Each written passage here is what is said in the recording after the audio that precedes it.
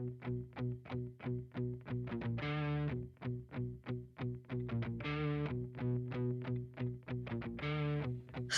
right. Weird policy to have. What's up, Thurman?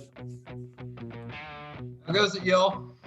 God, dude, I'm good, man. How about you? Doing all right, I guess. I'm here. Yeah, it's good to see you guys. Yeah, been a little while. So Yeah, get the gang back together. Well, hey, let's get the ball rolling. You guys ready to go? Do you want to line out any general? You guys have any ideas or anything you want to field before we get rolling? I just want to say Thurman spent his whole life to talk about JFK. So this is the Thurman show.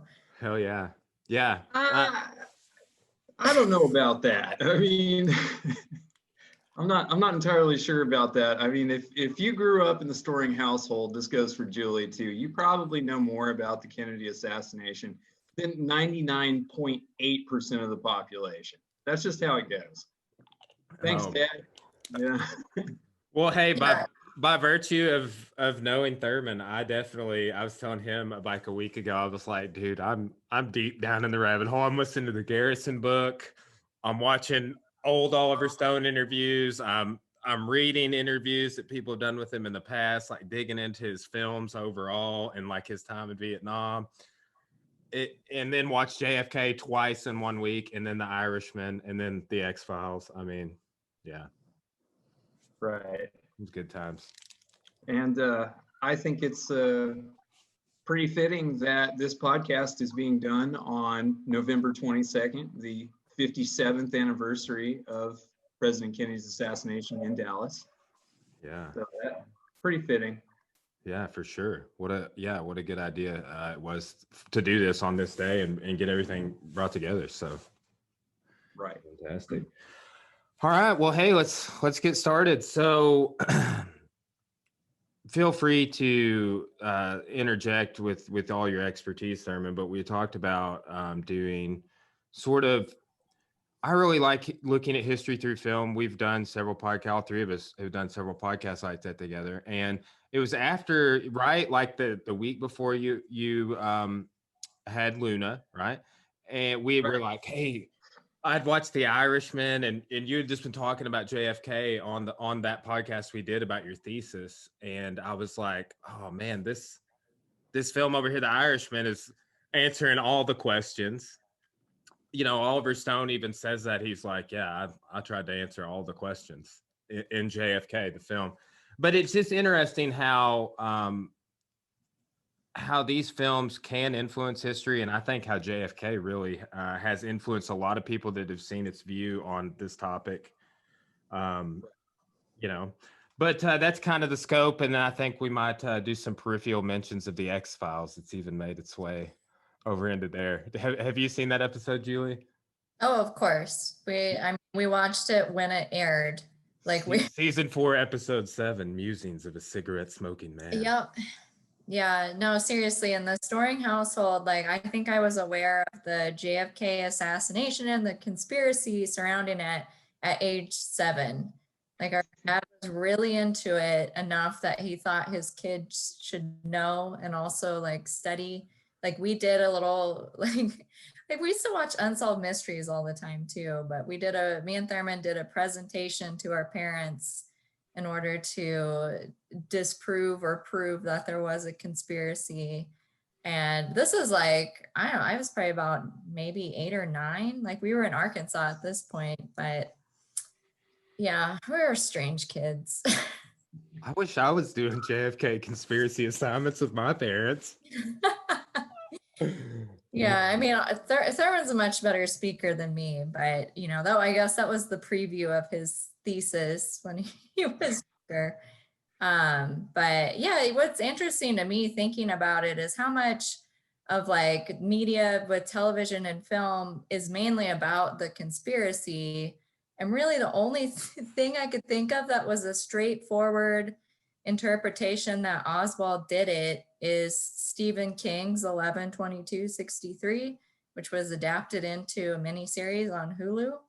That's the only everything else. It's like all about the conspiracy, and only Stephen King seems to be the one to present the straightforward, it was only Oswald, he acted alone, he was a crazy person. Yeah, I haven't read that. I'll have to look into it. That's yeah, I'm sure that's interesting. You said it was a Hulu series as well. How long's that been out? I think it came out, my guess is like, I don't know, 4 or 5 years ago. Okay. And James Franco in it. But essentially it's about a guy who time travels. I know what you're talking about. I know. Yeah. Yes, I remember that. And it's like the idea that the Kennedy assassination is the one event in American history that you can go back to where everything just fell apart and went wrong. And he goes back to try to stop the assassination. Right. I think you make a really good point, Julie, about how the conspiracy narrative is the common narrative that you see all throughout any form of media that has to do with anything involving the Kennedy assassination or even the Kennedys in general. I mean, there are some notable examples prior to 11/22/63. In 1964, there was a documentary film that was released that was called 4 Days in November that came out, and it tells sort of from the Warren Commission perspective of it. It was nominated for an Oscar for Best Documentary in 1965. Other than that, the only, it's hard to try to think of other examples of, there was a film called Parkland that came out maybe about 2013, and that's about it. Other than that, everything else is centric on the conspiracy. And you also make the point too, as with 11/22/63, the Kennedy assassination is often viewed as this point in history where post-war American prosperity, values, and all that collapsed after this. Everything fell apart. It's all part of this Camelot mythos that you see throughout, but that this singular point is where everything went downhill in America. People lost trust in the government. They had the Vietnam War, all kinds of unrest. People just lost any faith in their institutions, in their government, and all that. But I mean, we know as historians that that's not true. That things had been bad for a while even before that point. But this is like this nostalgic beacon that everybody is drawn to. And I mean, that's present in the films that we're even going to be talking about today. JFK especially really hones in on that. But yeah, when it's wild how much, I mean, I guess just like based off, I've been getting just really interested in Oliver Stone, the person, and in what I could find about him. I mean, I haven't had a conversation with him, but have checked out some of his interviews and how much his sort of view on all of this was shaped by his involvement in Vietnam. I mean, he was in Vietnam in the A Shaw Valley in '68, and him coming back to the States. And I mean, I just thought that was particularly interesting to see that he was motivated to tell the JFK story, do Platoon and some other things that would be, deemed controversial. He was talking about being censored by the Pentagon with his work on Platoon, right? But I think there's some things there that is within his direction style we could probably get into today, of like creating composite characters, making up characters. It is a sort of just the freedom of his directing, like just being creative. But he does it to answer these questions. I think it's fascinating, but that's something I've seen in, like, he's repeated as a director. Who's talking about in Platoon combining multiple units that he fought in to create the one unit Platoon. I thought that was interesting, but I see some crossover there with what he was saying he did with coming up with characters in JFK.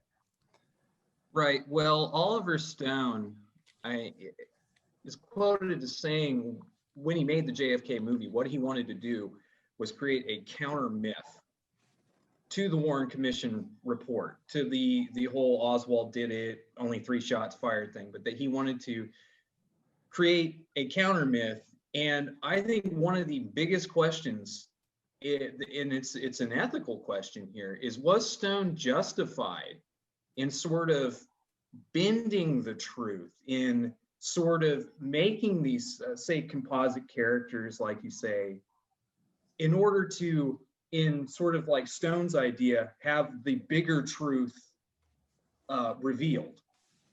I mean, do you get what I'm getting at here? What I'm saying was it necessary for him to embellish or even make things up in order to, in his words, have his vision of what this great conspiracy was revealed to the American people? Well, It's an ethical question, is what it is. yeah, I was gonna say, when you're dealing with actual history, like, how much of a license can you take, and at what point is it harmful? Like we talked about with the lost cause narrative in films, basically shaping people's ideas of the Civil War and giving them, you know, the lies, essentially. And whereas, you know, JFK is obviously a lot murkier because there are so many unanswered questions. But, you know, at the same time, it's like people should realize they are watching a movie, but in many cases, people don't, and then take this at face value of like, well, this film, you know, I learned this from this movie. But in many times in JFK, like you're saying, it's composite characters, or they even leave out info that would go against what Oliver Stone was trying to get at. I mean, I think overall he had like the overarching themes of having distrust in the government and it arising from this singular event is really strong. But yeah, at the same time, now you got people who believe all this stuff just because they saw it in a film. Right. And I think another question is and Brian, since you've looked into Oliver Stone's background, is he being genuine? Is he intentionally being disingenuous, or is his appeal to put this stuff out there, is it genuine? Does he really believe this? Does he want this to be known? Yeah. Do you get what I'm sort of getting at? Yeah. You know, I think that there's what he did with JFK and then what I've heard him say in interviews. And I think that there's even some liberties that he didn't take in the film, right? For example, with, I mean, the film doesn't really shine any light on like Alan Dulles as a potential, like being heavily involved, does it? I mean, it does mention him, and it does mentions mention him. the fact that, you know, hey, what was he doing on the Warren Commission report since, or on the Warren Commission since Kennedy had fired him after the Bay of Pigs fiasco? I mean, that's mentioned in there, but right, it's just kind of more under the surface type thing. It's sort of like the same way with, I mean, there's a little bit of finger pointing to it, LBJ in that as well, but Stone's biggest culprit, of course, is the military-industrial complex, as he refers to it. It's referred to in the movie. It's even at the start of the movie. It's in the opening, opening sequence. Right, you have Eisenhower saying, hey, you know, we got to be careful because this is the first time in our history that we've ever had a military infrastructure of this size, and that we should be careful about it. But that the biggest culprit is what is dubbed the military-industrial complex, but even that is an extremely shadowy, kind of nebulous term that can mean several different things. And in this movie, it does mean a conglomerate of people. Today is probably what we refer to as the deep state, which is what you hear all the time in the media, or you know, just out there. But right. But the military-industrial complex is like the reason that Kennedy is killed, is because of that. Yeah, and I mean that's a common thread theory, and you know I've heard him and read in interviews Stone talk about the Dulles angle more commonly. You know, like he mentions that more than just in passing, like as in the film, but with the intelligence angle and like what you're saying, you know, you can conclude at the time, it's like you could make some more plausible connections. And I feel like maybe I've seen JFK like 4 times now, right? And it gets you exploring this narrative. Like it gets you asking questions. That's what it did for me anyway. And it took me like 3 or 4 times of seeing it to like really, and like reading the Garrison book, just reading up on some of these theories, like seeing some of these same theories in other films, and like I guess you could say what are just thesis statements about them. Like I'll mention with the Irishman later on, it's like they have really tight explanations for like why the mob would have wanted to do what they did, and it's like all these angles could be their own, and are in many cases, I'm sure you can attest to, their own books, right? But I do like how much Oliver Stone pulls from the Garrison book. I mean, like, I'm only about 7 chapters in on that, but like, yeah, that's the one.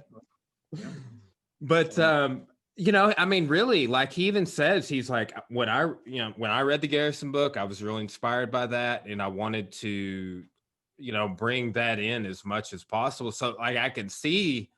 I'm excited to finish the Garrison book, but because I want to see all the connections. If I'm just seeing these kinds of connections 7 chapters in, and based off what I've read and heard him say about it, I think it's going to continue to build on those. Which is, we talked about Garrison a lot on the last podcast when you were just going over your thesis, and I mean, again, I wouldn't be interested in Jim Garrison had we not had these conversations in the past, or had I not seen the Stone film. It kind of got me going to the scholarship on the topic.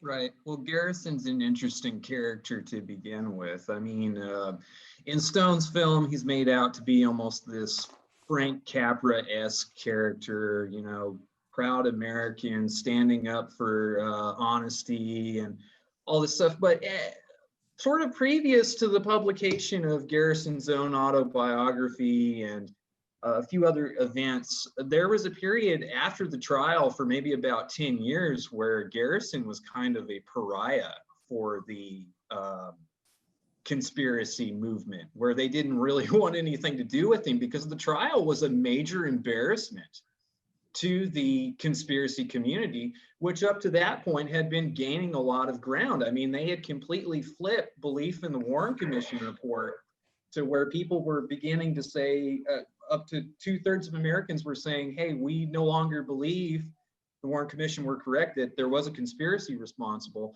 but that the Garrison trial, the Clay Shaw trial, was somewhat of a black eye to the conspiracy community. It made them look bad in the media, and it wasn't until roughly about 10 years later did they really start to regain footing again. I think a lot of that helps those. You have Watergate and a lot of other stuff that happens in the meantime, so people start really, maybe there's a way that this possibly happened like this. Stone doesn't do that. I think one of the most interesting things about JFK is that there isn't like anything that differentiates between what is real and what is fiction, what is made up. It's all seamlessly blended together in a way that, like, it was like you were saying, Julie, earlier, that people don't sometimes, it's done in such a way where people don't even realize that they're watching a movie.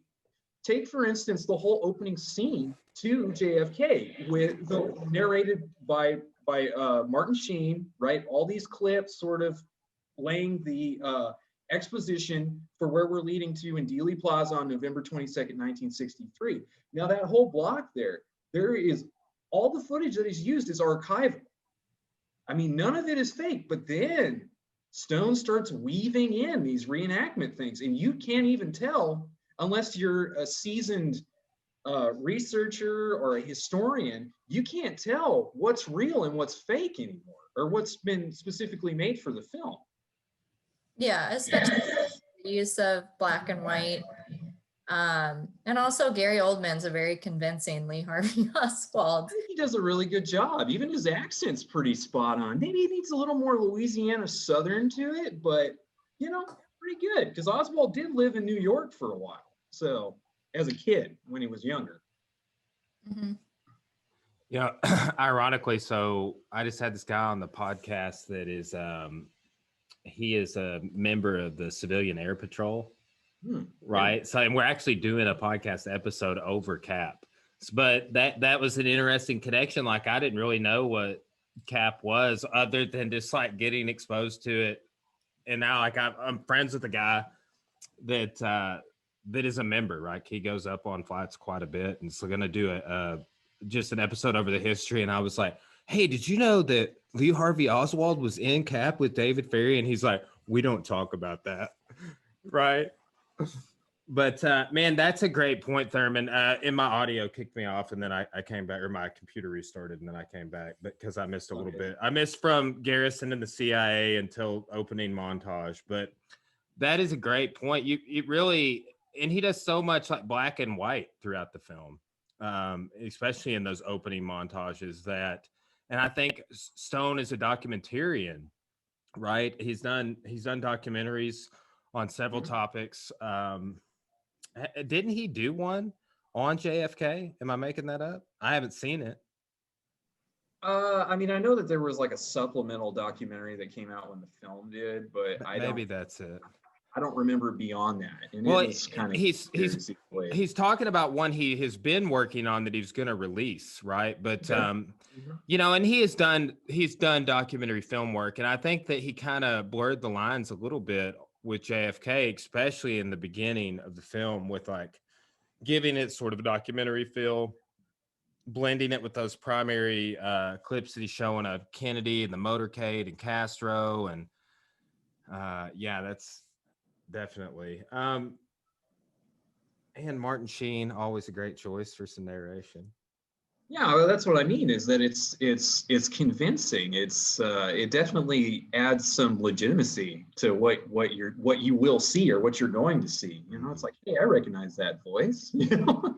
Well, and that's a good, like, I watched that sequence a couple of times, and it's about 8 minutes long, right? And it starts, and it really, the first sequence, it doesn't do a lot of jumping back and forth. It's the last 2 or 3 minutes that it starts, Right. and then it pops in with Garrison seeing the assassination on TV, and it even him pulling in. I mean, that's just the shot of Kennedy. I mean, getting capped is, I mean, boom, boom, boom. It shows that later on the courtroom as well, but he really, and that creates, I just think, like a profound opening, you know? Right. Well, speaking about sort of using actual footage or whatnot, the use of the Abraham Zapruder film in the film is one of the probably most lasting images or takeaways from this whole thing, because he used the legitimate Zapruder film. And I mean, it's the film of the actual murder of the president of the United States. Yeah, and he's broadcasting it out to millions of people in these theaters. And does that raise some ethical concerns too, to do that? Yeah, I mean, I think it does. I mean, and Stone's even commented on, like, I guess he does things that won't get him sued, but like does impact the family, the surviving family. Like I've heard him comment on that. He's like, yeah, family members are still alive, but I had the creative liberty to do this, but it doesn't, you know, like what you're saying, there are some ethical implications, or like in the case of all, like JFK, Platoon, like them experiencing an international release and becoming widely popular. Not just here in the United States. Like that was a big thing on Platoon, is that like that experienced a really wide release, and I'm sure JFK did as well. But I mean, that's I mean, I think there are some implications there. And you know, one thing, like remarking back to what you guys were saying earlier, like I remember being a kid very vividly. Like you have this idea of the presidency, and I mean, I must have been about the age that you guys were when you're doing your project, and then you hear for the first time, like I vividly remember hearing, like, yeah, John F. Kennedy was our president, and he was assassinated, and there had been other other presidents died in office, but it's like that's the one that's like, you know, happened within your parents' lifetime, or people that you knew. knew about it and remembered it vividly. And then you hear, like, I remember vividly hearing about RFK, right? Who we talked about on the podcast, but it's like, you know, it stood out to me that the sequence later on in JFK when RFK is assassinated, like when this, you know, fast forward to 68 and it shows Martin Luther King Jr. and then RFK, and how his wife reacts to that is like very much how my child mind. I was like, it's like I didn't know who Bobby Kennedy was for, you know, or like really much about him. And like a couple of years probably after I heard JFK was assassinated, still a little kid, probably less than 10, like a documentary or something came on TV about Sirhan. And I was like, oh my God. And I think that Stone's kind of doing that to maybe bring in some like, hey, are there some linkages here, right? Both of these brothers were killed, and I just like, I mean, I found it interesting. I know that he, you know, has the continuity of bringing it all the way up to the trial, but I found it interesting that he pulled that scene into the film, right? What were your thoughts on that?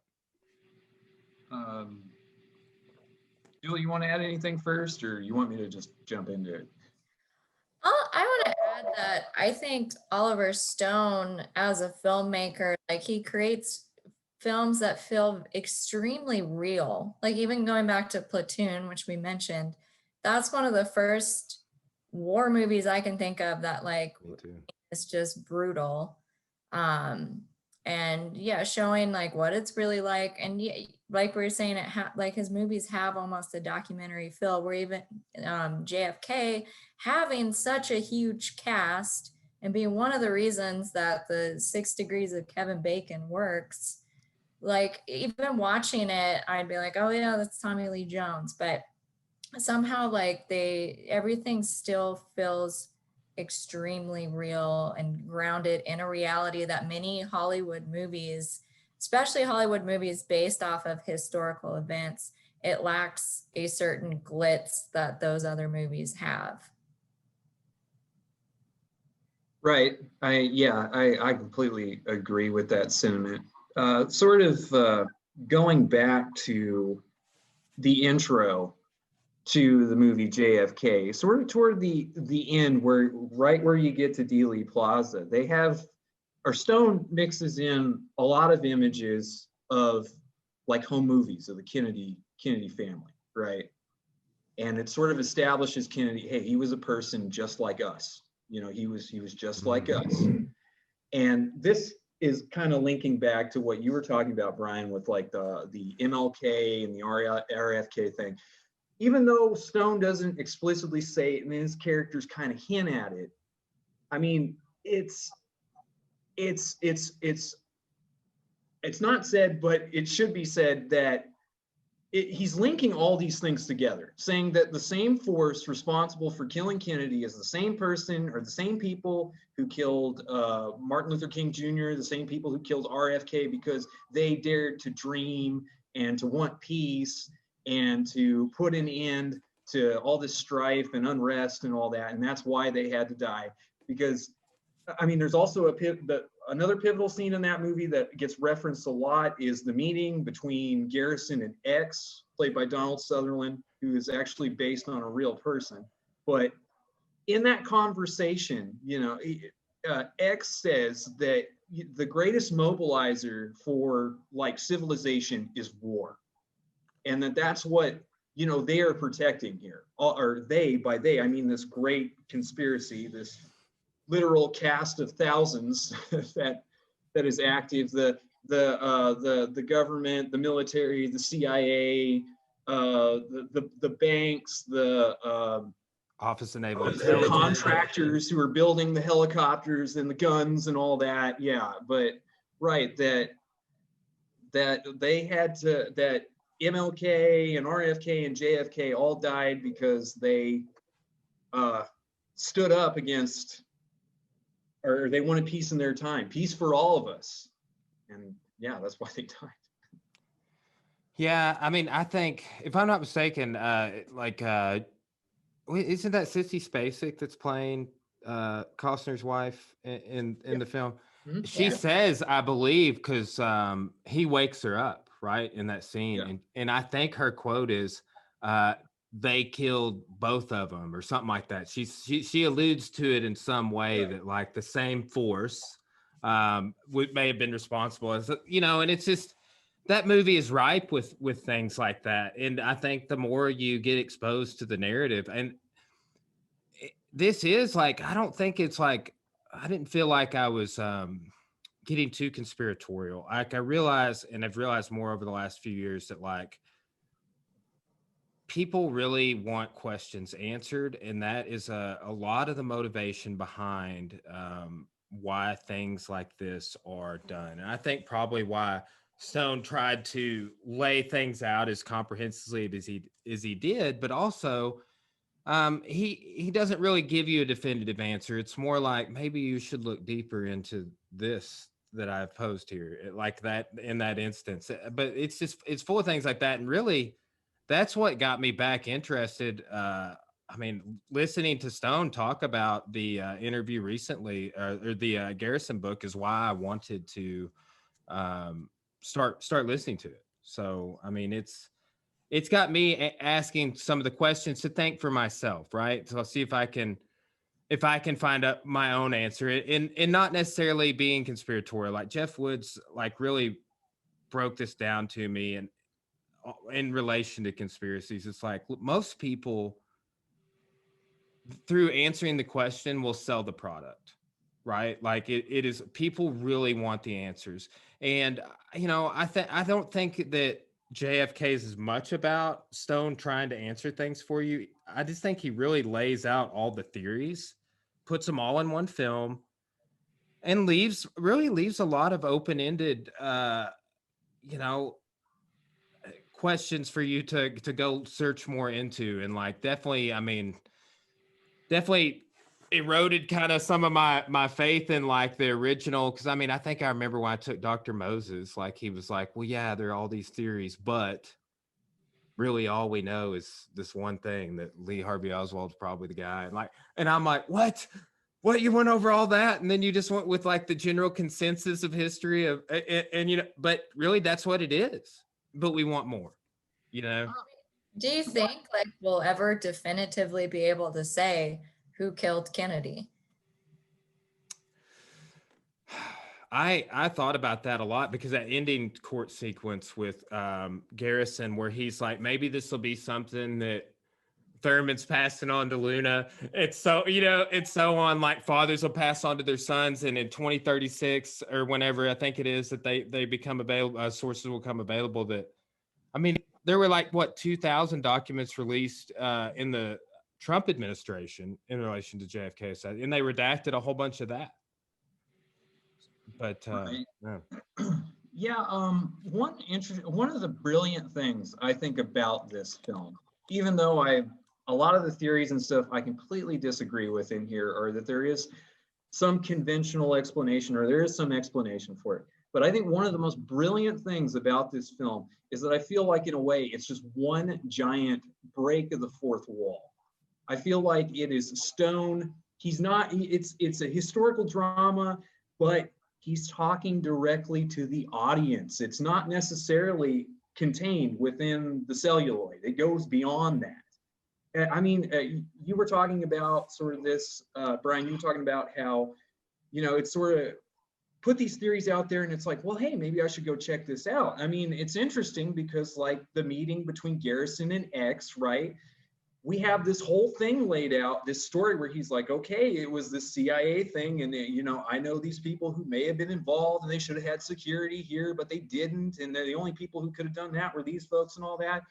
And, but there's a part in there where X is like, well, you know what, do your own research, go find out yourself. You know, you don't necessarily have to believe everything I say, but go and check it out. And that's essentially what I think Stone is encouraging people to do. And I mean, maybe it is deceptive in a way, like we were talking about how he blends stuff together and it's hard to tell what's fact, what's fiction, or whatever. But yes, it's like one giant catalyst for you to get up out of your seat and go and figure out for yourself, hey, what may have happened on November 22nd, 1963. And I was thinking about this film too, and how many other movies can you think about that had the kind of response like this film did? And what I mean by that is that over 60,000 files were released because of this film. You had the passing of the JFK Act. You had the founding of the Assassination Record Review Board. I mean, what other film can you think about that has had this kind of impact, especially on government policy? I mean, it's unheard of, especially due to the fact it's a historical drama.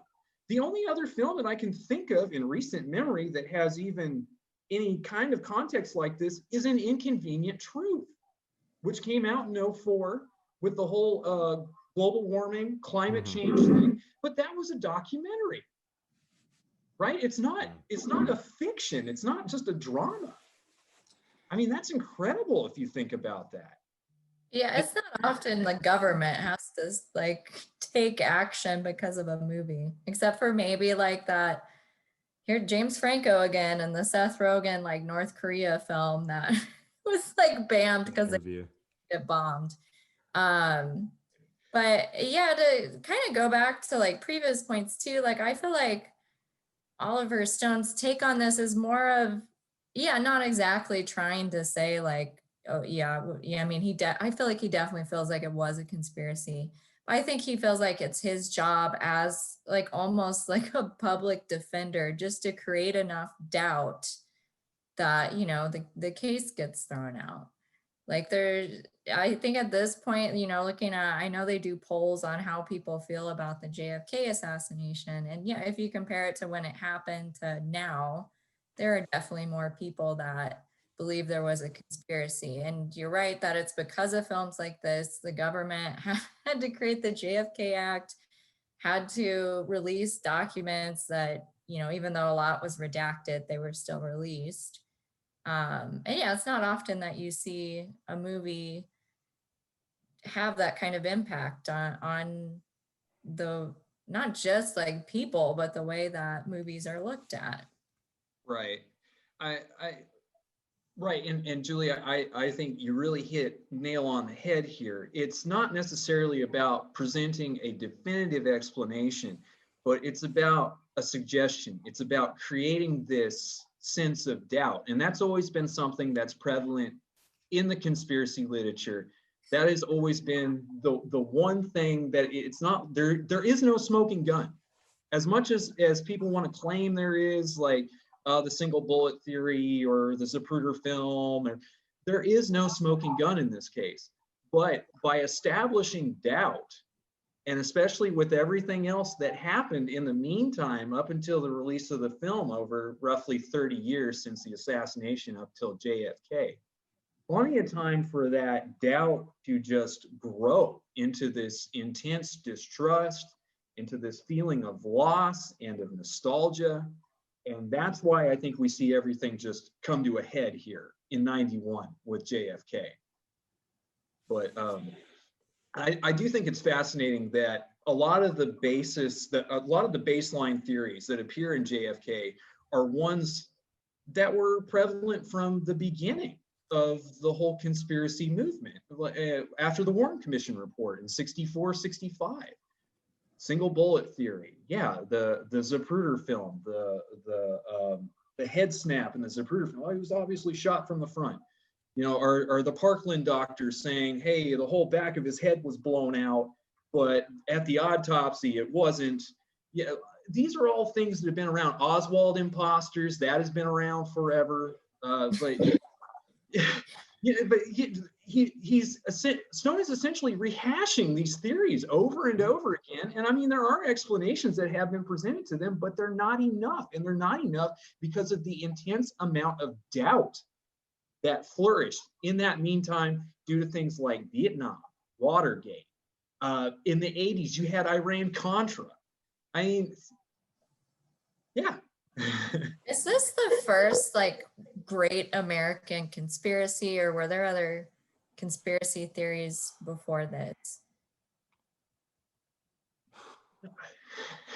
I mean, I guess like Ross. I mean, I guess like the Manhattan Project, right? Like, yeah, Well, But okay. I mean, right.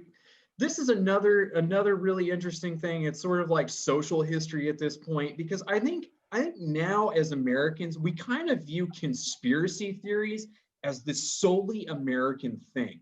Like we're the ones clued in on what's happening. The rest of the woke. world, nobody, man, they're not woke enough, to realize what's going on. That sort of thing. But of course, that's not true.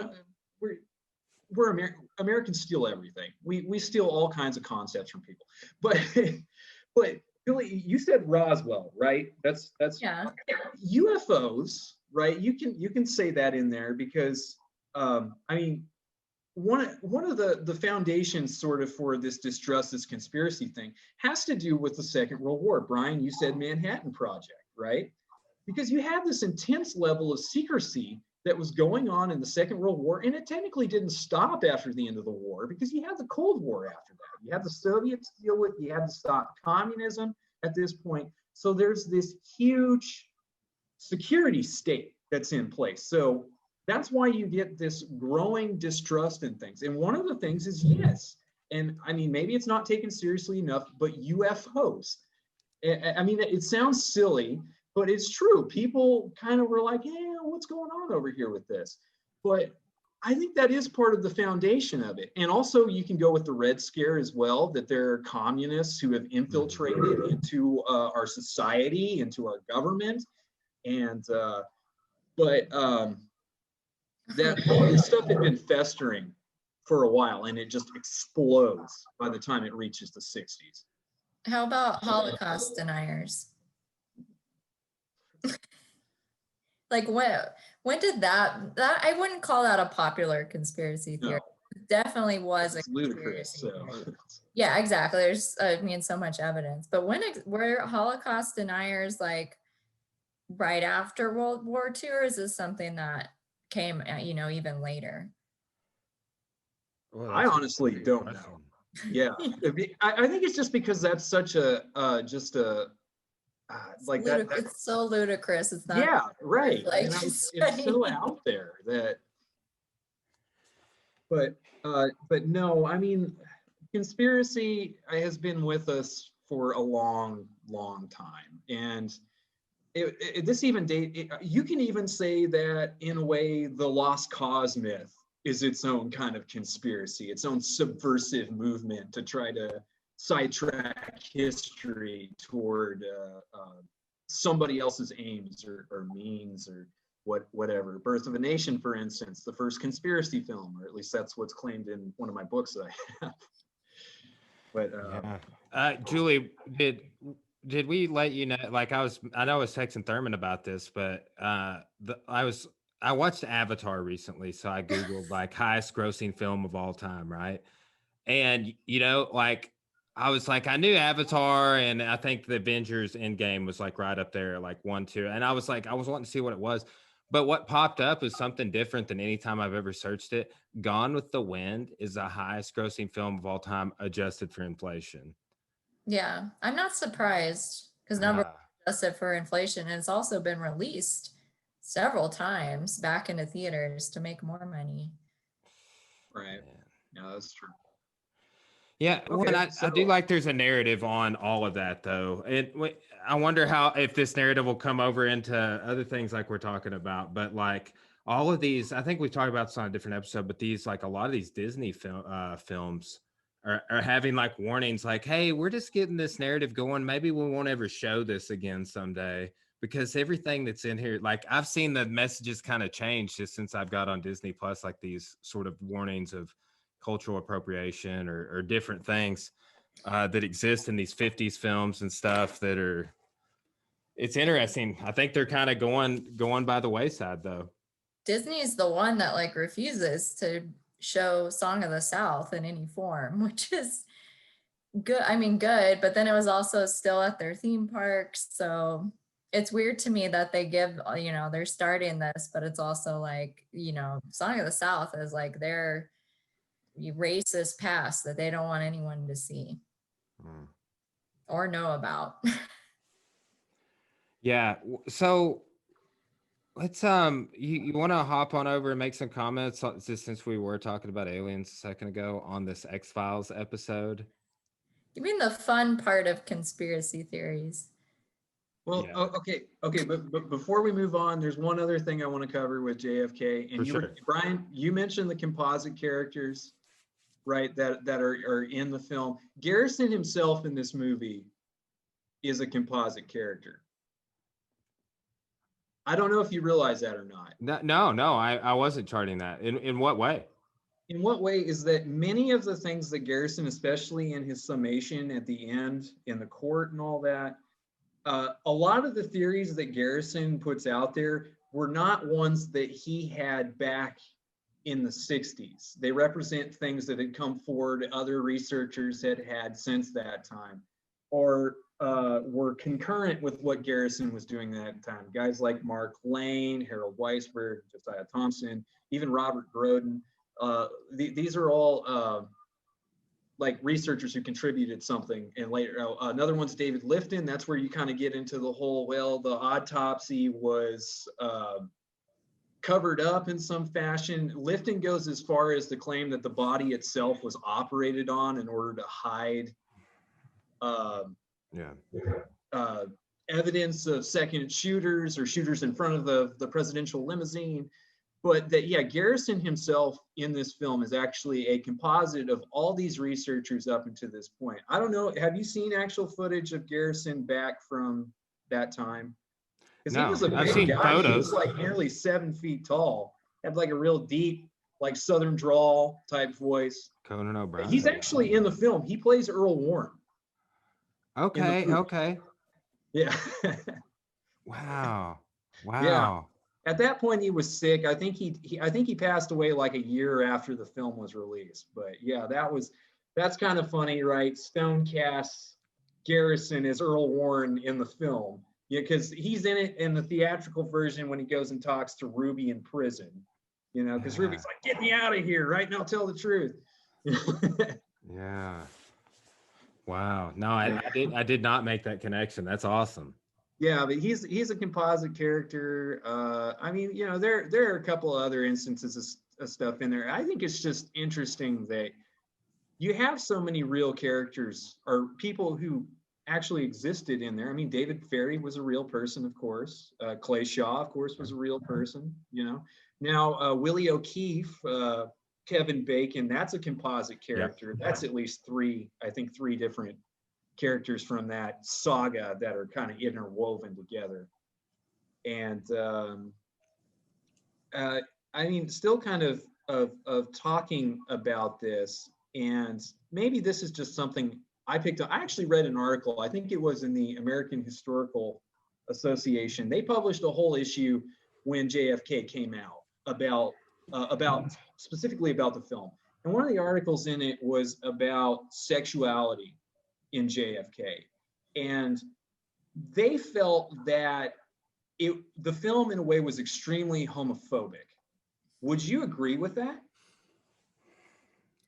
I mean, you know, if you don't have an opinion on it, that's fine, because it's like, I have an opinion. Like, I did very much get the sense of when they really got across that was a super taboo issue at the time. Like, that was more what I was taking it as.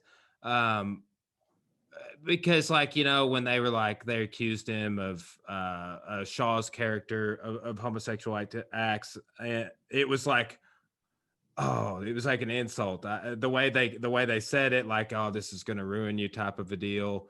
I mean, that was it. Just kind of like, that's how I received it more than anything.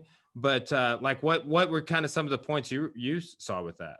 Well, I think you raise a good point. Like when they interview Shaw, like, yeah, you know, it's kind of like they make this accusation, and before that, you know, they're kind of hinting at stuff, and Shaw in a way is kind of like weaving around and kind of laughing it off in a way, right? But it's like the minute they accuse him of being gay or whatever, all of a sudden it's like, that's completely absurd, you know? It's like, there's no way. Yeah. But I don't know. I thought that would be how, like Brian was saying, like for the time, like that was looked down upon. So someone would be right. Not everybody, but I can see someone in his position being defensive. I thought you were going to say that some of the performances were a little flamboyant. Oh, But that's what I thought you were meaning, but no, it's just more in the because, well, there's a contingent of people who feel that Garrison attacked Shaw and guys like Ferry and that because they were gay, because they were homosexual. Ooh, that's Felt super that, interesting. right, that he did. One of the ways that Garrison actually rose to prominence as district attorney was that he used to run raids on gay bars down in New Orleans. And he would bring the press along with him for it. And that was like that was something that he did. And that helped put him on the map as somebody who, I guess, targeted, these groups of so people. so would it be that like I wouldn't say the film is homophobic, but Garrison in fact was homophobic. Well, I guess you could say that, yeah. But right. It's what we're hearing here, man. Let's say the film portrays Garrison as being homophobic. I mean, maybe not outwardly so, but there's a quote that's floating around that I've read that Garrison allegedly said that I think he called the Kennedy murder something like a homosexual thrill killing or something like that. Yeah. Wow. I know, but that's what I mean, is that there's these weird things ingrained into this film that like peripheral, that's like the same thing. Like, how did you go down that avenue? That's an interesting side sort of that provides some context for sure. Right. Yeah, but I didn't know if anybody had heard anything about that, or well, I remember running across it in my reading zone. There was this whole article on it. It was maybe like 2 or 3 pages about how it felt like it's a bit homophobic or whatever. I mean, did we even have, was it necessary to mention that David Ferry once wanted to be a priest and he was defrocked because he was homosexual? Was that really necessary in there? That sort of thing. Well, and too, so here's a question I just popped into my head since we're talking about this, because it exists in both films, Irishman and JFK, is did people really call David Ferry a fairy named Ferry? I don't know. I don't like, I mean, because that is a derogatory, right. Like a slur, I mean, I would not say that to anyone just because like I know people that are gay and I would not want to say anything to hurt their feelings. Like, that's just decency. But like I was like, man, that's kind of you don't really think about it. It's something I would hear in junior high and stuff. But then you start having empathy towards these groups and knowing people. It's like, okay, I wouldn't say that. Anyway. Right. Yeah, no, completely agree. Yeah, that's an interesting angle that I want to read more into those raids myself, because I do want to know more about Garrison's work as district attorney, and then too how he was impacted for his investigation, right? Like I mean, there's the narrative that the government came after him to get him taken off the bench, essentially. Right. Or taken out of office.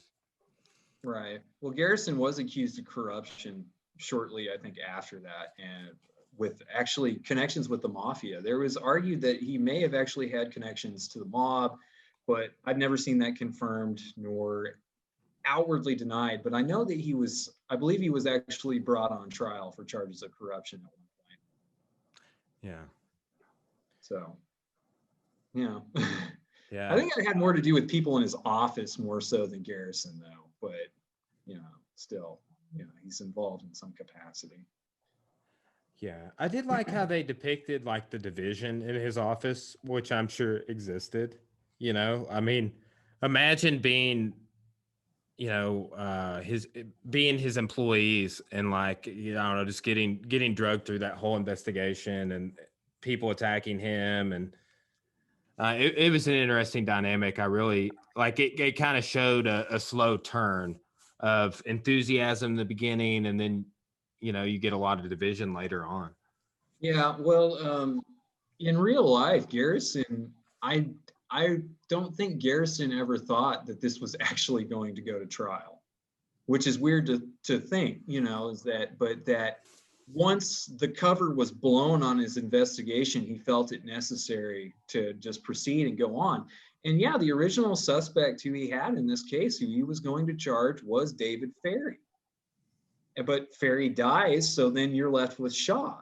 But just think of how different it would have been had it been Ferry as the defendant rather than Shaw. I mean, Shaw was a respected member of the New Orleans community. He ran the Trade Mart, and then you have David Ferry, who is with the painted on eyebrows, the wigs, he's just a weird dude. So just think of how different that would have been. You have the regal Shaw versus versus Ferry, who just, it's just weird. So you think the outcome would have been different? Or because the evidence is still going to be the same, just different person. Well, I just think that Shaw was definitely so much more high profile that it would have been, I think it would have been easier to persecute somebody like David Ferry for somebody like Clay Shaw, just due to their presence in the community. Yeah, I just think that would have been a lot easier for Garrison to do. Yeah, I can totally see that. Right, and this also sort of dives back into what we were talking about, sort of with Garrison and his targeting homosexuals or whatever. I mean, Ferry was a known member of the New Orleans homosexual underground. And Clay Shaw, I mean, even though he was still at a level where he was able to remain hidden in a way. So it would have been a lot harder to drag him through the mud than it would have been Ferry.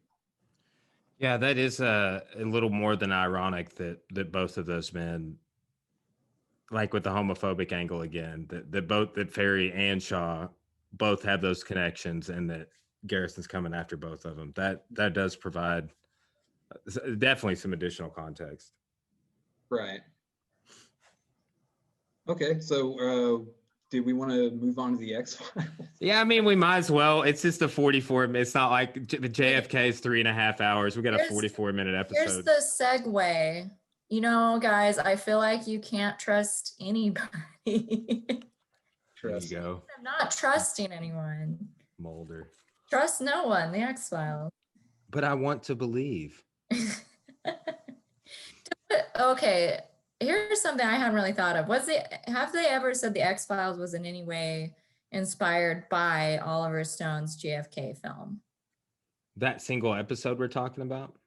Just like the general idea of the show is not trusting the government and believing in conspiracy theories, and all this crazy stuff is out there and the government's trying to cover it up. So did the film, because the X-Files coming out in what, 93? Yeah, that is interesting. Right after it, was there ever a connection when Chris Carter created the show? I mean, I'd imagine that, yeah, there's a connection between it. Well, what I mean is that the Kennedy assassination remained popular. I mean, it remained a popular subject up to that point. I mean, even in 91, 92, we have Seinfeld parodying Oliver Stone's JFK. He spit on us, right? The Zapruder style film and all that with Kramer. And I know that there was an episode of Quantum Leap that was about the JFK. Oh, yeah. Right? Yeah, there was that. I forgot about that. But I was going to say too, with X-Files, even before the episode we're talking about, the musings of the cigarette smoking man, you had the lone gunmen were characters in the show. Right. I would say it's safe to say, we may not be able to say if it was actually, a lot of it was inspired by the JFK film, but obviously it's inspired by the conspiracy theorist movement. Right. Well, I mean, what's intriguing, of course, about the X-Files episode, Musings of a Cigarette Smoking Man, is that it sort of follows this same kind of thing that JFK does, where hey, this cigarette smoking man is the guy responsible for all this stuff. You know, he's the thread that weaves all these events together or whatever. But he's a writer, you know, is he just making this up? Is this just like one of his stories or whatever? You know, is it true? Is it not true? That sort of thing. But yeah, I thought it was, as a kid, I remember being really disappointed in the episode, which now I think it's really well made. But as a kid, I was disappointed because there was not definitive answers. And a child watching, I was like, oh, we're really going to get something out of this. And instead, yeah, it is left up to question on if he's telling the truth or not. well, I think what it is I think it's like kind of just like a tongue-in-cheek kind of wink, you know, kind of like to the conspiracy mind, this overall huge unified conspiracy theory thing. And I think that was kind of Chris Carter's way of just saying, Yeah.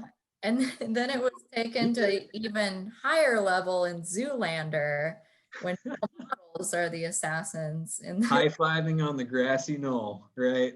And that even had David Duchovny like reviewing this. So. Oh man, full circle. Wow. But Hey, look how many levels of culture that this has penetrated, though. Right? Like just all the mentions in the last 5 minutes. And like I'll add on to like what you guys are saying is like the correlation of like Stone's JFK and X-Files, like the start date, you know, because it's interesting to me, like I would be down to do a series of podcasts. I just like, you know, there's the Monster of the Week episodes, but then there's that main plot line of which really the music cigarette smoking man is kind of like I was reading an article about this. It's not really main canon. The parts of Mulder and Scully it shows in the episode are like taken from other episodes, but just like that overall concept of the alien plot line, you know, that introduces so much that like it towards the ending of this episode we're talking about, it's two guys and they're like, look at all the history we've influenced. We're not even on the pages of any of the books. Like getting back into that deep state sort of conspiratorial, like, hey, it's really just these two guys. One of them smokes cigarettes all the time. Did you know that he started smoking cigarettes because of Lee Harvey Oswald? Like, you know, I mean, the connections that they make with that. But that is an interesting, like the whole plot and scope of that line of the show being like what Thurman's thesis is, like a product of this long withstanding narrative, you know, that's like we have shows like that because of these events and the narratives that they spurred. yeah. I mean, I think what's another interesting aspect, especially of that episode, using the cigarette smoking ban, is in its depiction of the Kennedy assassination. They got the Umbrella Man out there, you know. Pumping the umbrella up and down, you know. Which in Stone's film, he shows up for a little bit, but he's not like a central. I mean, it's not like a central point or anything. It's just like, hey, there's this dude opening an umbrella. What's this about, you know? But this, you know, I mean, pretty much figured, yeah, he's part of it. He's like the signal man or whatever. But yeah, that's a conspiracy lore thing. And the Umbrella Man is an umbrella term for like participants in this conspiracy thing. And I think that's really funny. Well, the gunman in the sewer, is that something that's been a theory that's out there elsewhere? Is that there was a gunman in the sewer? That's a pretty popular theory. Okay. Yep. Yeah, it's actually, I would say right after like Grassy Knoll shooter, then you're getting to someone down in the sewers. Thurman, you can disagree with me, but as far as you know. I think if I remember correctly, I think the sewer shooter idea starts sometime actually in either the late 60s or the early 70s with a guy named Penn Jones Jr. Wrote a series of books called Forgive My Grief. But I think he was one of the first people to come up with this idea that, hey, maybe somebody was hiding down in the drain and shooting up toward the car.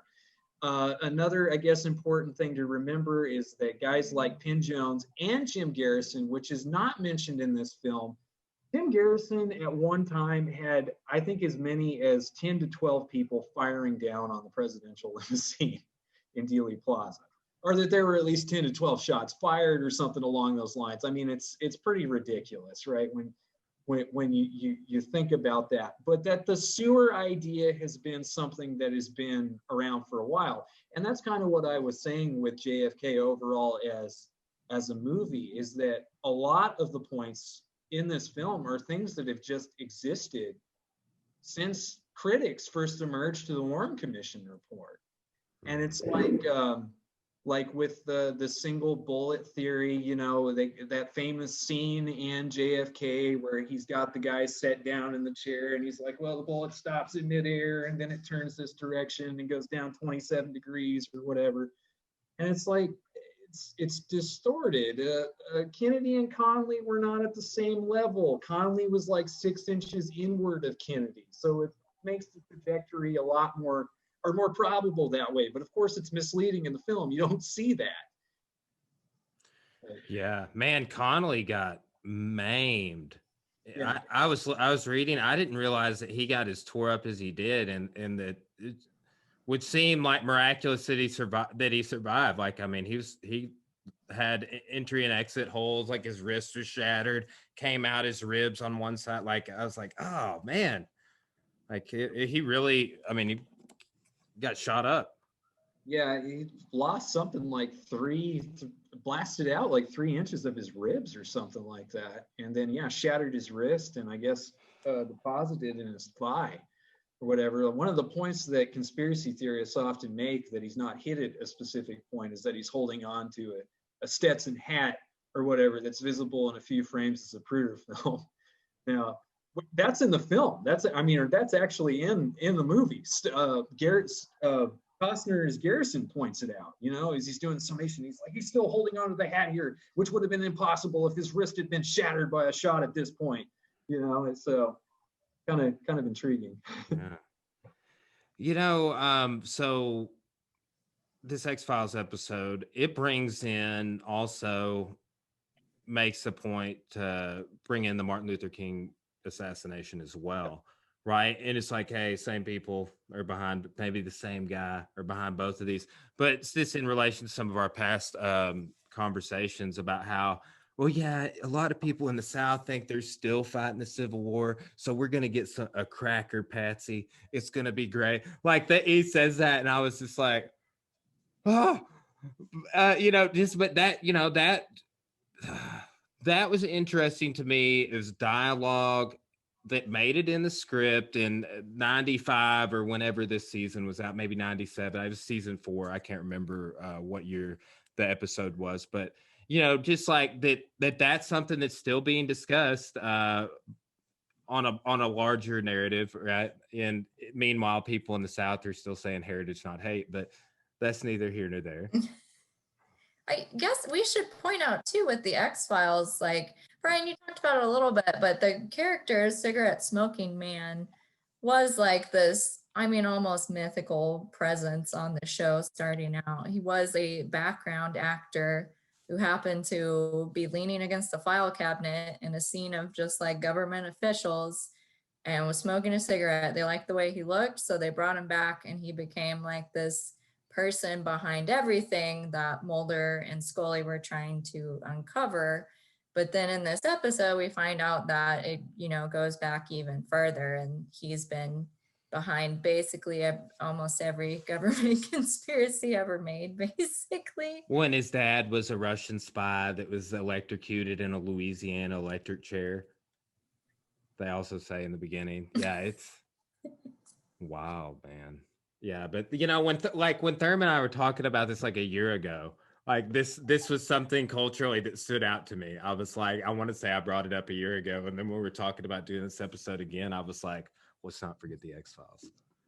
Yeah, so. And the way Thurman described it, it's I mean, the episode's kind of tongue in cheek and it's actually a fun episode. It has, I mean, it's somewhat serious, but for the most part, it's pretty fun.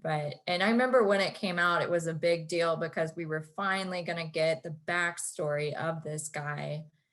And then, like, so I was disappointed that, you know, they didn't say who, like, there were no real answers. But like most conspiracy theories, there's never any definitive answer or There's always explanations. Yeah. I think another interesting or another key point that I would like to bring up is that in a lot of ways, JFK assassination is kind of like the gateway conspiracy theory for like everything else to open up beyond that. It's the door that opens in, and suddenly everything becomes possible if you're like, hey, yeah, they killed Kennedy. What else did they do? You know, that sort of thing. And I feel like that X-Files episode plays off of that. And that's why that's kind of that lead in there, right? Yeah, he killed Kennedy. What else did he do? And you buy it after that. Aliens. Well, Like, too, like it don't matter, you know? For anyone into true crime, it's like always that when they, figure out who a serial killer was, it's like, well, maybe he was the Zodiac killer too. And I'm like, no, like stop trying to connect too many things together. Yeah, I do like the fact how they do just make it like one guy though. It's like the thread. I think that's hilarious. When it's like Oliver Stone thing, it's like you have, like I said, his military industrial complex, which is like just the arms of an incredible octopus. There are like so many different faucets to it. It's kind of like his own twisted version of like Murder on the Orient Express. Everybody's guilty, in some capacity or whatever. But the X-Files kind of subverts that. It's like, yeah, it's that one dude. He's the glue. He's the thing that ties everything together. He's the point, That's so interesting too, because, conspiracy theorists don't want to accept that Kennedy could have been killed by one person, by Lee Harvey Oswald. And yet I feel like the X-Files kind of married, both concepts of it being a bigger organization, but also just being this one guy, but not the one guy that you thought it was. Don't they call the other guy with cigarette smoking man? Like they flip the coin to see who's going to murder the alien. But I was just like, I watch subtitles every time I watch a show essentially. But did they say that character's Deep Throat? Yeah. That's Deep Throat. Yeah. Mm. Or at least I think that's that's the name that it would have had to. Yeah. It would have, because I just saw Deep Throat at the bottom like one time. Yeah. Right, which of course is the Watergate reference or whatever, but that's great. But yeah, it's an extremely well made episode, so just really good. Go ahead, Julie. I was gonna say, this is what we grew up on. Like we were kids watching the X-Files and watching all these JFK documentaries. We were like, little underage conspiracy theorists. Like when we say a conspiracy theory is like bunk and it's stupid, like we're real experts on this. We've been there. You've been preparing for this podcast like your whole life. I dig it.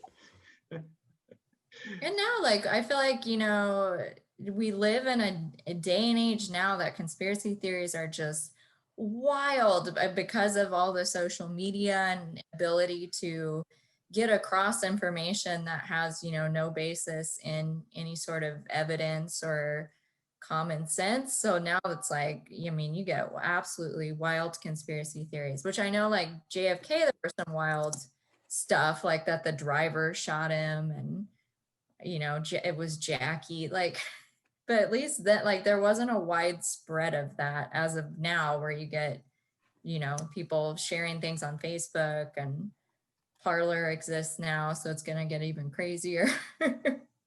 Right. I think that's a real interesting element you point out there, Julie, is that, yeah, you don't need evidence anymore at this point because the conspiracy is just accepted. It's accepted to exist. It's accepted that there's this shadowy deep state that is pulling the strings, controlling everything in our lives, and that in a way there's almost nothing we can do about it. But the key to getting away from that is the truth. But we've reached the point where, yeah, we don't need empirical evidence. We don't need reason or logic. We know it's there. It exists. And that's dangerous, of course. You need to have evidence. And like you were talking about social media and all, of course, the rampant conspiracy theories about the deep state have been really intense over like the past 4 or 5 years or whatever, right? Now we're into the so-called voter fraud stuff. which, you know, I mean, if you think about the logistics on that, I mean, that's just incredible to imagine that all these people would be working together in order to disenfranchise our system of democracy or voting or whatever like that. But then again, it's like you look at the Kennedy assassination and sort of what Stone puts out here, and in a way it's kind of similar, right? Where you have to have possibly hundreds of people working together in order to make this thing pull off so seamlessly, which of course is impossible. There's no way. Have you guys got your George Soros check from that Black Lives Matter rally that we marched in? I'm still waiting. I'm still waiting for mine as well. Yeah. Oh man. Cryptocurrency. That's what I'm waiting on. Yeah. Oh gosh, you know, talking about that rally we went to, like, you know, this is small. I guess it's connected to a bigger conspiracy theory thing, but the rumors that Clarksville, they had sold out all the hotel rooms before the event, and that they were busing in Antifa, and I'm like, and this was spreading all over Facebook, and I'm like, there's absolutely no evidence for this. And you know, people called the hotels and they said they were like 50% full, and that was like a normal. Yeah. So yeah, even, you know, it's connected to a larger conspiracy theory about Antifa and their connection to Black Lives Matter, and but still, like on a community level and with a population of what, a little over 10,000, like this is crazy. Yeah, no, those same rumors were swirling. I was just happy that, you know, when the George Floyd thing happened, I went to one here in Russellville, and the Clarksville one was very tame in comparison. Like I was super nervous being down there. There were ARs out everywhere, these militia type groups out everywhere. It was not cool.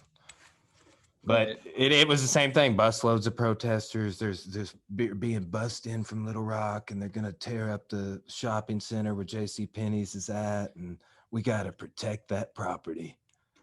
We got to take care of JCPenney's, even though they're going bankrupt. We got to make sure the clothes are there. Yeah.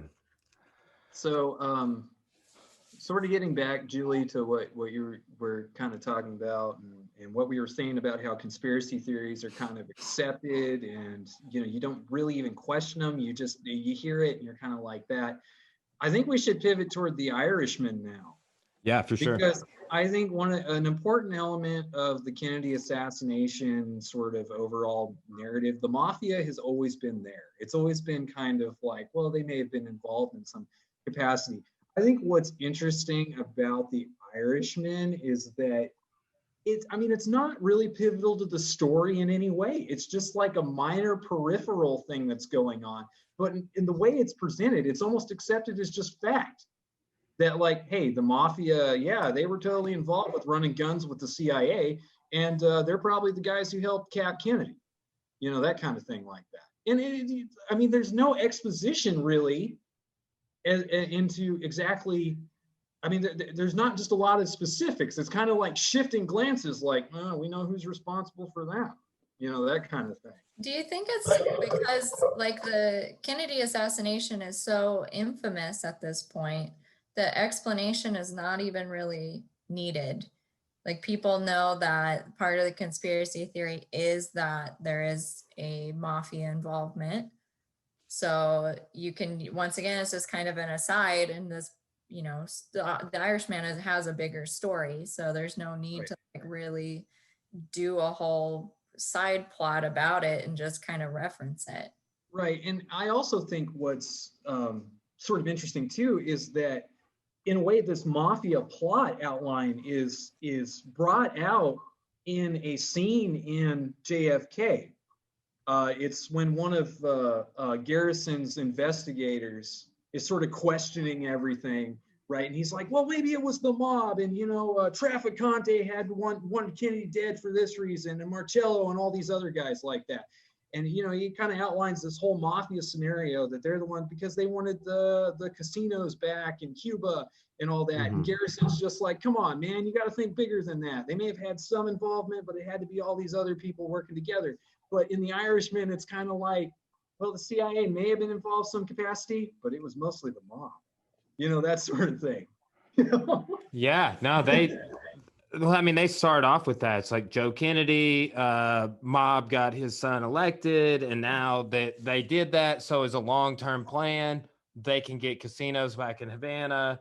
I mean, it really is like, this is the angle. And oh man, like that movie, I added the book to my Audible. I haven't dug deep into it yet. Is the movie's based off of a book called I Heard You Paint Houses. Right. Which I really do. I mean, just kind of peripheral. I want to check it out, right? About Frank Sheeran.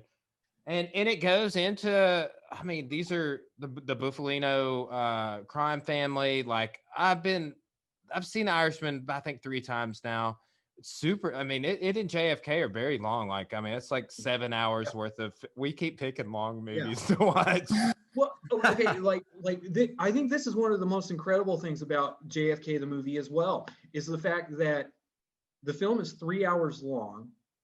It's rated R, and yet it was able to make over $200 million at the box office all the way back in 1991. I mean, that's incredible. And it's a historical drama. You don't see people lining up, you know, to see like movies like that. It's not an action film necessarily. I mean, that's incredible, right? Yeah, Stone made some comments on that, like how big of a deal he thought it was to get Costner casted as Garrison. I mean, the cast in general of both these films, right? I think The Irishman, like, I remember the first film they were marketing that I can't remember the name of it, but that De Niro and Al Pacino were acting on screen together at the same time.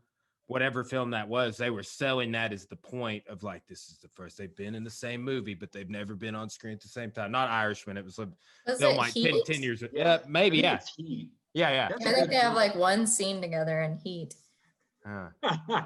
But just like the cast, Pesci, but Pesci came out of retirement for this. oh yeah, Anna Paquin from X-Men. Like, I mean, the whole cast. Harvey Keitel is amazing, right? Both movies, the cast alone will bring in an audience, and then you can tell the story. Good. And in a way, I think that like with films like JFK, I think that adds legitimacy to it. If you see these people, you know, in these roles, you automatically identify them. They're great, you know, good actor. It's like there's JFK. There's a scene where Garrison's on a plane. He's with Walter Matthau. Yeah. Right. You know, and Matthau was like, you know, hey, there's no way that kid could have done those shots from that bookstore. You know, that dog don't hunt. You know, and you remember that, right? That sticks with you. And I think that helps. Or when Pesci, he has that whole paranoid breakdown and he's like, who killed Kennedy? Who did the president? You know, the shooters don't even know, right? You remember that. That sticks with you. I think like, you know, anytime a movie has some sort of controversy involved as well, like that often leads to box office increases. And in JFK's case, like we were talking about, you're getting the government involved in it. You're having stuff like it shows the Zapruder film. You get to see a guy actually get killed. Like, people are weird. They will go and see stuff like that just because of the controversy, and they want to be a part of the overall conversation around the movie. Right.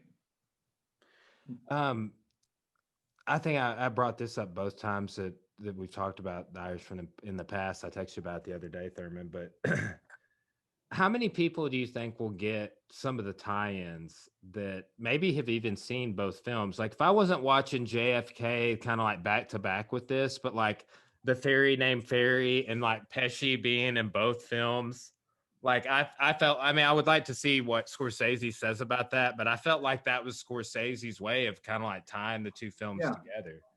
Well, I mean, the fact that you also have Joe Pesci in the film too, you know, I mean, he was playing David Ferrie and JFK. I'm trying to remember, what was the name of the CIA guy? E. Howard Hunt.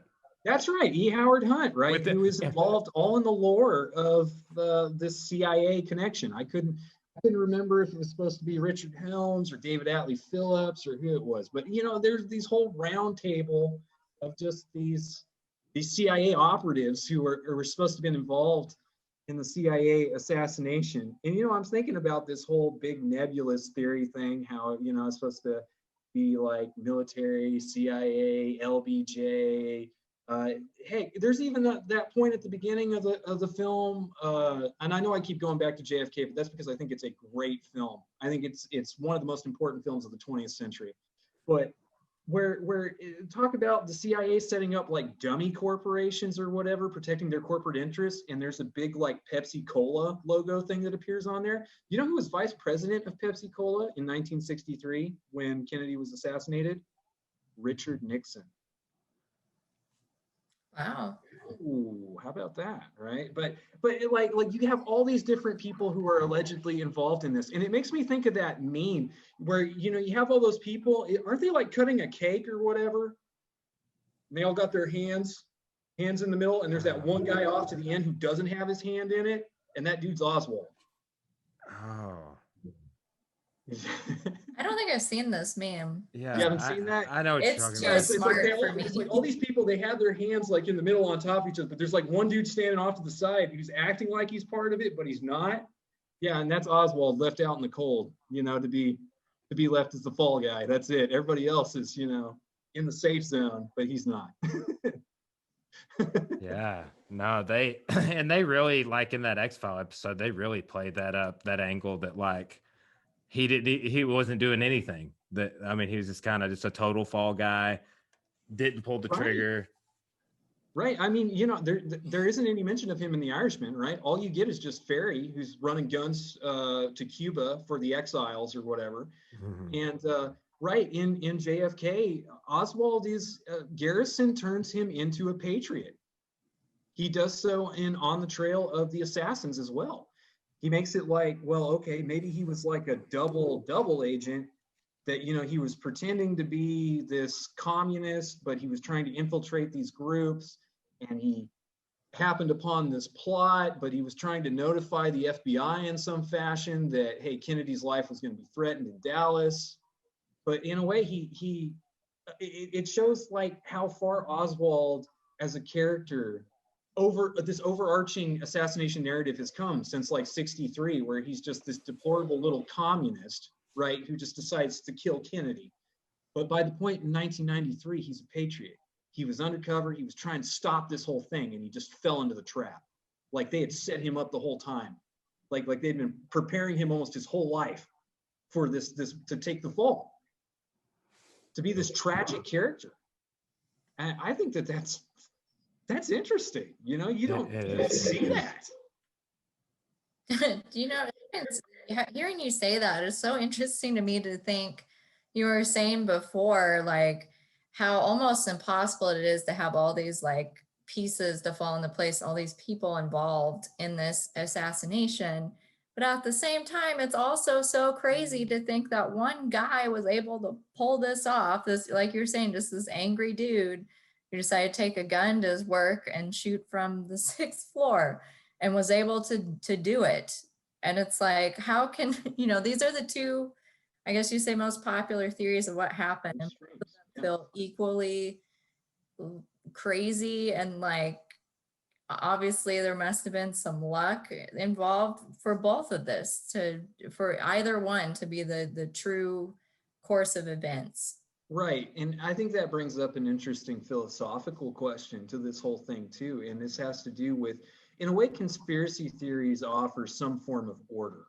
Like there is some meaning, there's some semblance behind everything. Everything connects in some fashion, and there's some overarching narrative. Everything is connected in somehow. But then, right, you have chance, you have coincidence, which is chaos. And which one is scarier? The larger overarching conspiracy, which involves this great deep state military industrial complex thing, or just the unpredictability of history? Which one is worse? Which one is the scarier option here? Yeah. Well, and then too, like, you know, I think that in a way, both films, JFK and The Irishman, beg this, is like, you know, is organized crime allowed to exist because it's controlled by the deep state? right? Like I felt like that question was kind of begged in different ways of like, yes, you have this organized crime, but they're being run by intelligence. Like they are part, and in a sense, what not everybody in every crime family, but in a sense, they are a part of the intelligence community, See, right? like with JFK, yeah, I felt like in a way the mob or kind of like the heavies, or they're being treated like almost like mercenary types or whatever by Central Intelligence Agency or intel whatever group you want to call it, right? Because they talk about, well, maybe the mafia brought in some assassins or something like that. However, in the Irishman, I feel it's more like, the mob is completely autonomous of this. They're only like involved in some capacity with it, but they don't need the CIA. They don't really need that. They're just kind of there. Well, they're ancillary to everything. I thought that was kind of, it's kind of flipped in a way. It's Yeah. like, well, the CIA are helping us with the Cuba situation, but that's it. That's all we really need them for. That's it. Other than that, it's like it's in JFK. The mafia are almost just like thug types. They're not like main players in this whole thing. Yeah, another thing that stood out to me, just like about the Irishman in general, is like not only do they go through the hey, we have the answer to the Kennedy assassination, we got that on tap for you, but also we got the guy that killed Jimmy Hoffa. Yeah. Right. That like both movies try and tie those two things together. Like we're talking about X-Files tries to tie, or JFK's maybe alluding to with that scene with his wife of JFK and RFK. Maybe those are the same people. X-Files, well, maybe JFK and Martin Luther King Jr., maybe those were connected. And it's like, well, another great mystery with the Hoffa killing or disappearance. They they answer that too. And two, again, are craving for answers. Like and that sells. People want that. People really want to know what happened to Hoffa, who knows who he is, And I think that anytime you have a film, whether it's historical drama or autobiographical fiction or whatever, I think when you get people trying to answer these historical questions in film, it's always going to draw people in.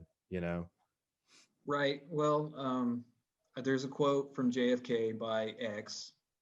He says something along the lines of that people are suckers for the truth. That's what he says. But I think what's interesting is that we pretty much have a different version of the truth that comes out every 5 to 10 years or so. It just keeps constantly shifting and changing. A lot of the names remain the same, but the scenarios slightly shift. But it's just a series of interpretations. There is nothing definitive. There's nothing set in stone. No, that's not a pun. I just. Nice.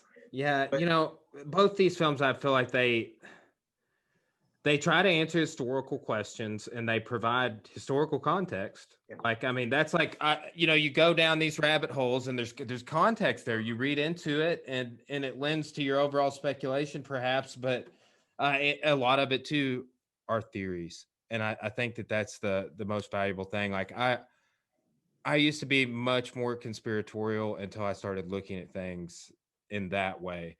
And let me ask you this, Thurman, like being an expert on this topic, which I think like both the people sitting here with you would agree, like definitively you are. How do you deal with this on a personal level of basically not getting too far down the rabbit hole or staying unbiased in a sense of I don't get the sense of talking to you ever that you're like, this is the answer, I answered this question. You have a very scholarly approach to this topic, whether we're talking about films or scholarship. But how do you kind of approach what we're saying, like the satiation of like people want answers? I know you have to want answers too, especially as involved as you are with this topic. right. Well, I think that, well, I mean, yeah, this topic is very personal. I mean, it's been there my entire life, really. And, I'll say what I learned initially, is that I was a conspiracy theorist. I'm not so much anymore. I'm open to the idea that maybe possibly because there are a lot of questions. There are a lot of mysterious things out there. And I think a lot of that is highlighted in these films. or in these TV shows, you know, I mean, that there are a lot of legitimate questions, but I just tried to, it's like that quote about, you know, be open-minded, but not so open-minded that your brain falls out type thing. I think one thing that really helped me with the whole Kennedy assassination thing was actually going to Dealey Plaza and walking around down there, because it is very small.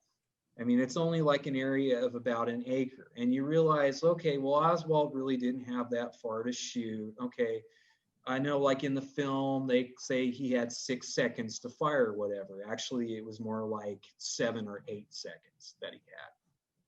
But that I just try to keep in my brain logic, reason. I don't try to get emotionally overwhelmed by things, because it is an emotionally overwhelming topic. It really is.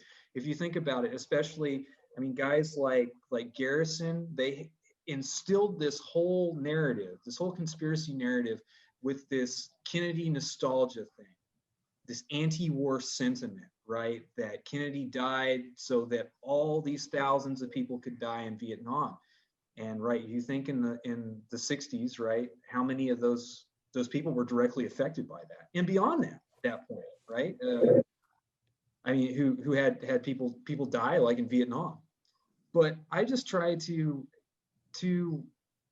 remain. I mean, I say in a way remain unbiased. I mean, there are some things I feel like I know. There are some things I feel like I don't know. But there's a lot of things that are murky, a lot of things that are really hard to prove here. And yeah, I just try to use my brain instead of my heart on this. That's what I try to do, you know. And but yeah, it's a very charged topic. There's a lot of different emotional connections or whatnot. And I mean, right, and that leads to me both personally too, because I mean, I was raised on this stuff, so you know, it has that connection to it. And I don't think there are many people who can, you know, say that they have fond memories of looking at photos of the, you know, from Dealey Plaza with their dad, you know, and pointing out stuff. You know, I don't think there are many people who can say that, or, you know, coming over on Thanksgiving every year to watch The Men Who Killed Kennedy television series together. I don't think there are many people who can claim that. But I mean, it is a personal topic, but at the end of the day, it's just, what can you prove? What can you not prove? With the Kennedy assassination, there is no smoking gun. There is nothing that indicates that there was a conspiracy outright. And that's what I'm left with, because everything is pretty ambiguous, or there's some explanation for it, or it can be interpreted in a different way. And maybe that's what the whole bottom line to this is that there is no absolute truth to this. It's sort of like, Julie, you were saying, hey, will we ever know, you know, everything that happened? And no, I don't think we will. And I mean, that's a problem that we all face as historians. We're all just throwing our own interpretations at the wall and seeing what sticks, you know. That's pretty much it. But I mean, I don't know how y'all feel about this overall, y'all, if you believe in a conspiracy or not. But what I'm saying is, I don't judge you if you do believe it or if you don't believe it, because it is what you make it. It's so subjective at this point, that I think pure objectivity in terms of figuring out what happened, I think is almost impossible. Now, people like Oliver Stone and other conspiracy theorists would say that that was intentional, and that was meant to be that way, that it was meant to look, so, you know, we always question it, we'll never know for sure. But I just think that that's just how history works. That's how life works. And it's like I was saying, with order versus chaos. And maybe in this case, like I said, keeping an open mind, there's the possibility it may have been both working here. Maybe, I don't know, maybe Oswald was an intelligence agent, you know? I mean, probably not, but, you know. But you never know. But you never know. That's what I mean, is that it's pretty much you make your own version of events based off of what you believe, off of your own subjective feelings, off of your own experiences. Yeah, I think it's a great point. And like that's what I've tried to do with this is like to work from a critical point of view of like, yeah, this is a movie. You know, I think I talked with you recently, Thurman, about like the film The Patriot. Mhm.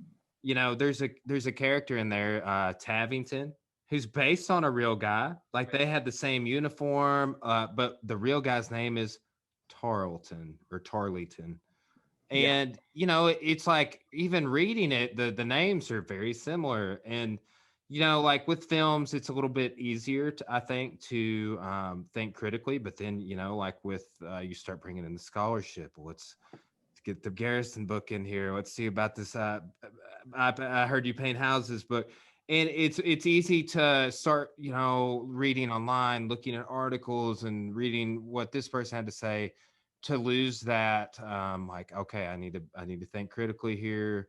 I need to question everything they're saying. I don't just need to accept. It just, you know, that's been my best approach. And I think just probably, I don't think you have to have training as a historian to think that way at all. right. I think that I think that that's just something you develop over time. I know tons of people that think critically that are not historians, and they would Right. approach this topic the same way. Well, and I think it's also like Julie mentioned earlier about things like social media, and there's just so much information out there now. There's so much you can get your hands on, and a lot of that you can't vet, you can't fact check, you can't, or if it is, it can prove to be problematic. But that there are just so many different ideas, there are so many different voices out there at this point that there is going to be no singular version of events that's going to be accepted, that's not going to happen.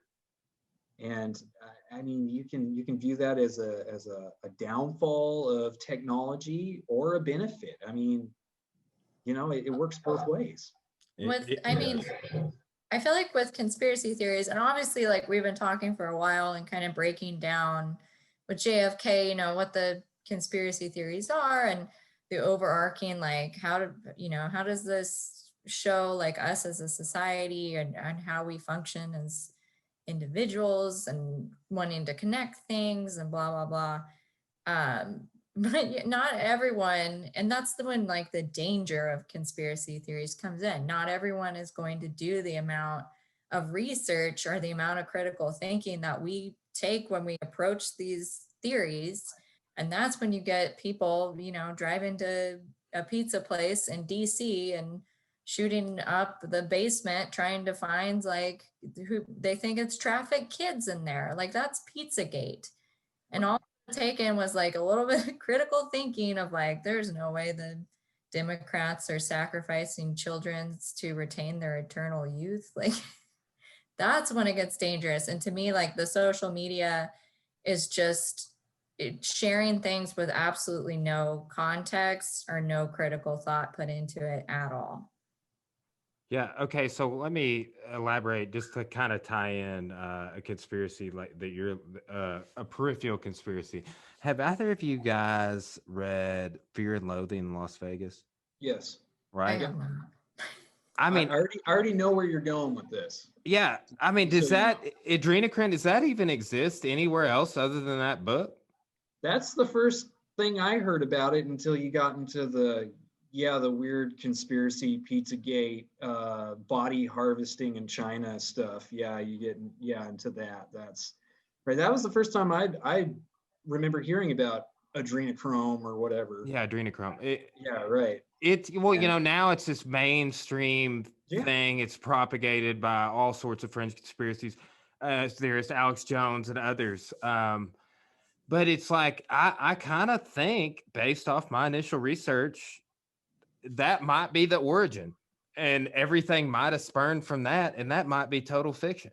You know, I right. mean, Yeah. but it's like how much of that goes on, right? And if I wouldn't have read that book, I wouldn't have made that connection. You know, it's like such an obscure.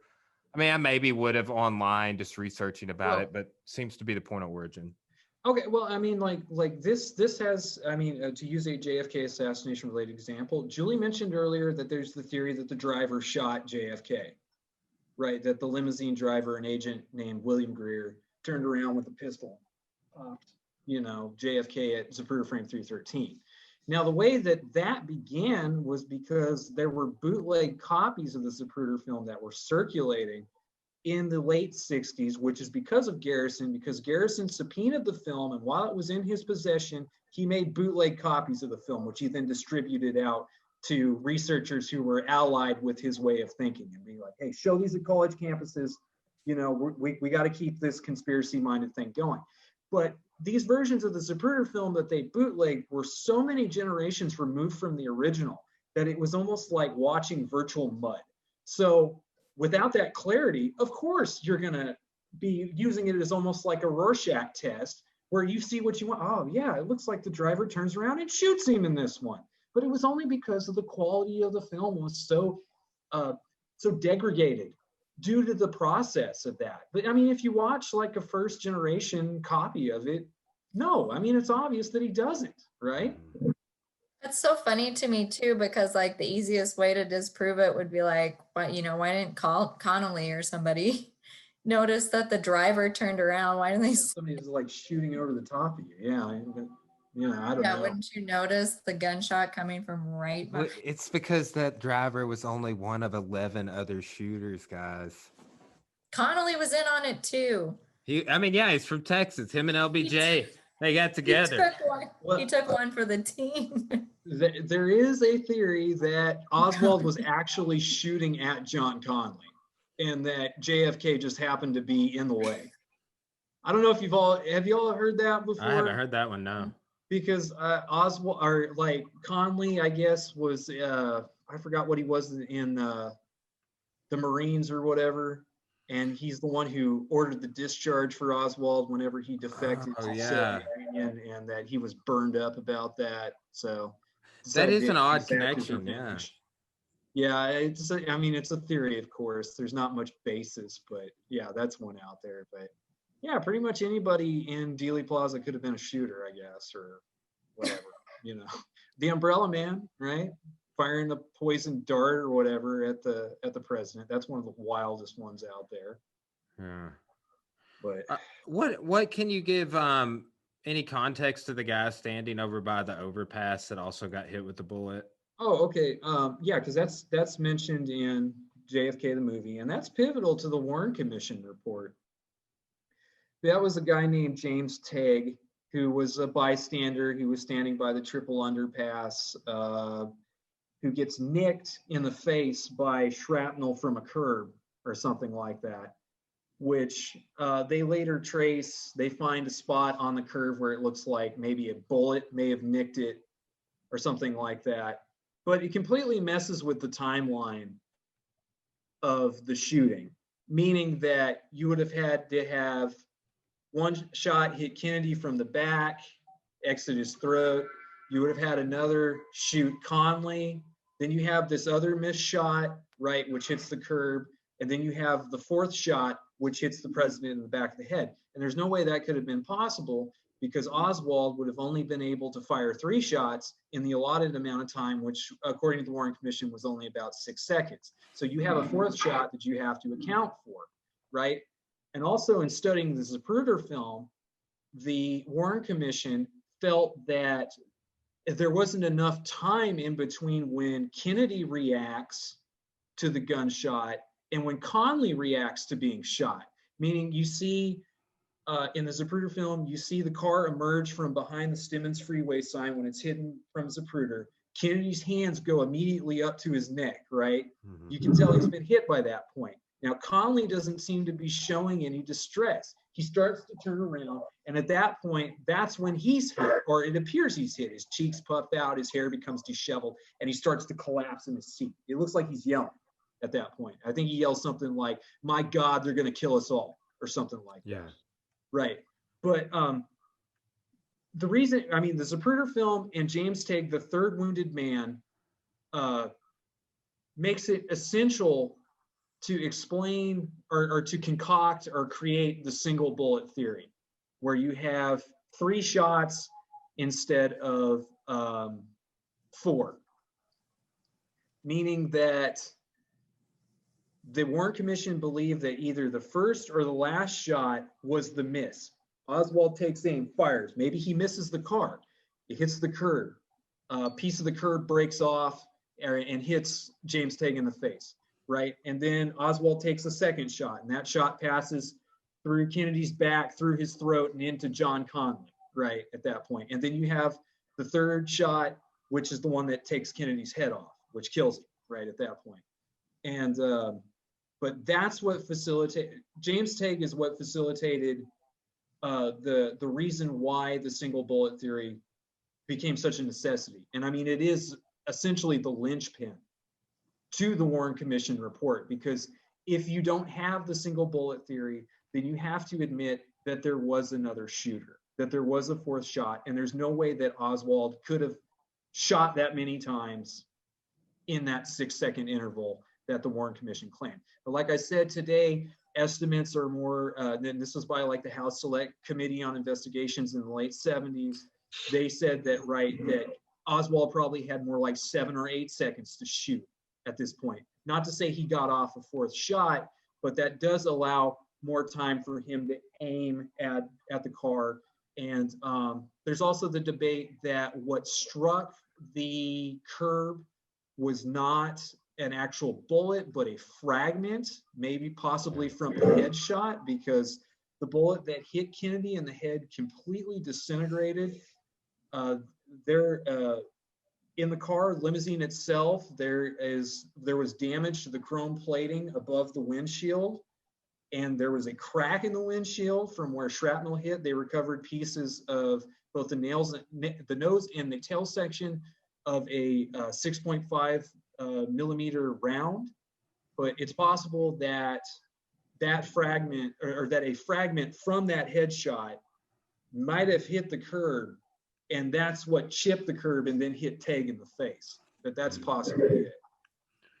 What is it about one of the bullets ending up on that basically it didn't splinter upon impact? It was like it was lightly damaged. It didn't really look like it. And a lot of people point to that as like a conspiracy, like, hey, this bullet here was a plant.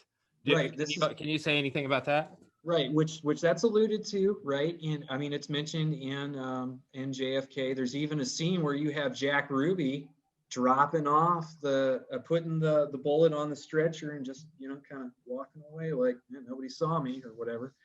But that is what became infamously known as the magic bullet, which ties in with the single bullet theory. It's also known as Commission Exhibit 399. And I mean, in the movie, right, they show it, this tiny little pristine, they call it the pristine bullet. Yeah. That's what it is. Even though it's not pristine, it's flattened out and there's lead missing out of it. So it had been fired. It's not like somebody just took a pair of pliers and removed it from its casing.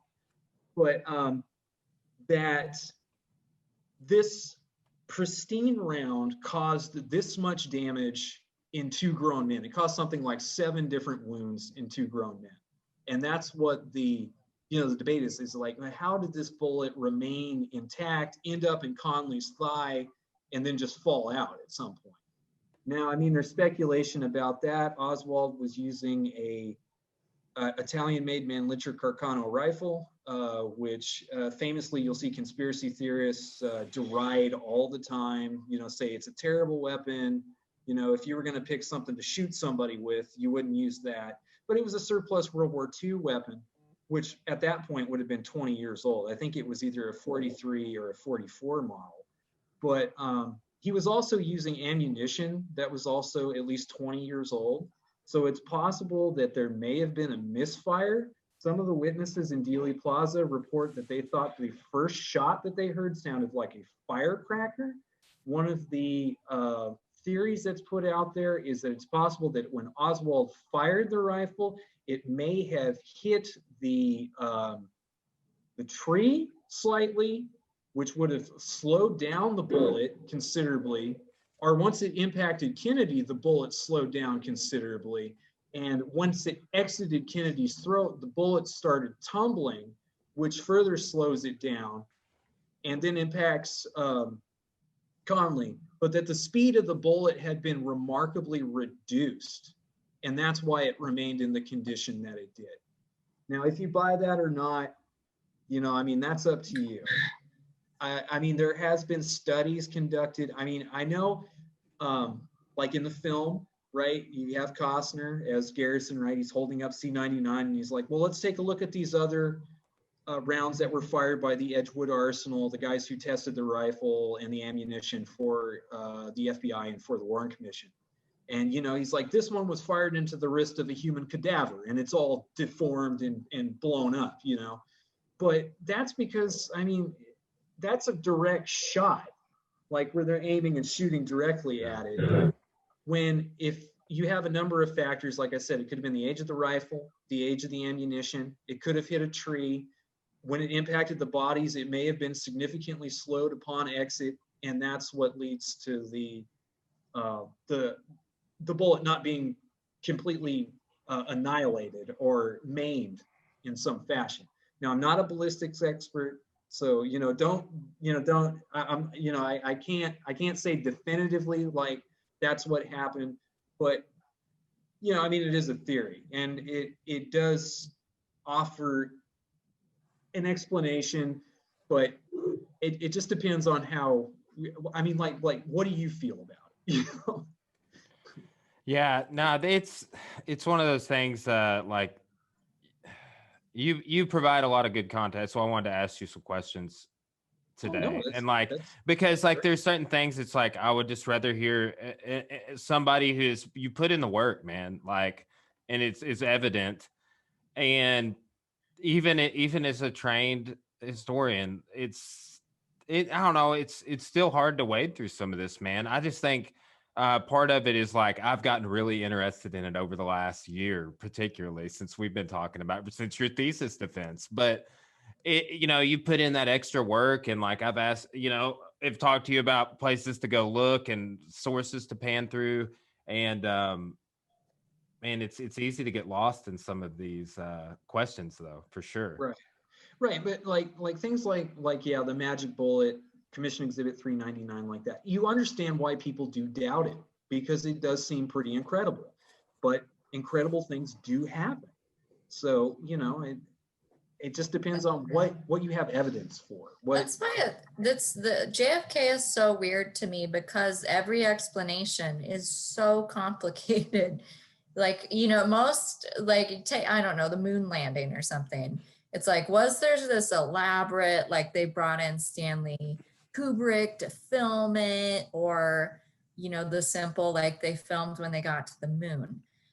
Like JFK, it's like, yeah, you have to walk through like from point A to point Z for all of this to make sense for any theory. There is not one simple explanation of, oh, it was just this guy Oswald and he was angry and so he killed. Yeah, like, you know, Thurman, you just talked for like 7 minutes trying to explain how this one shot could have, like, the bullet would have remained pristine.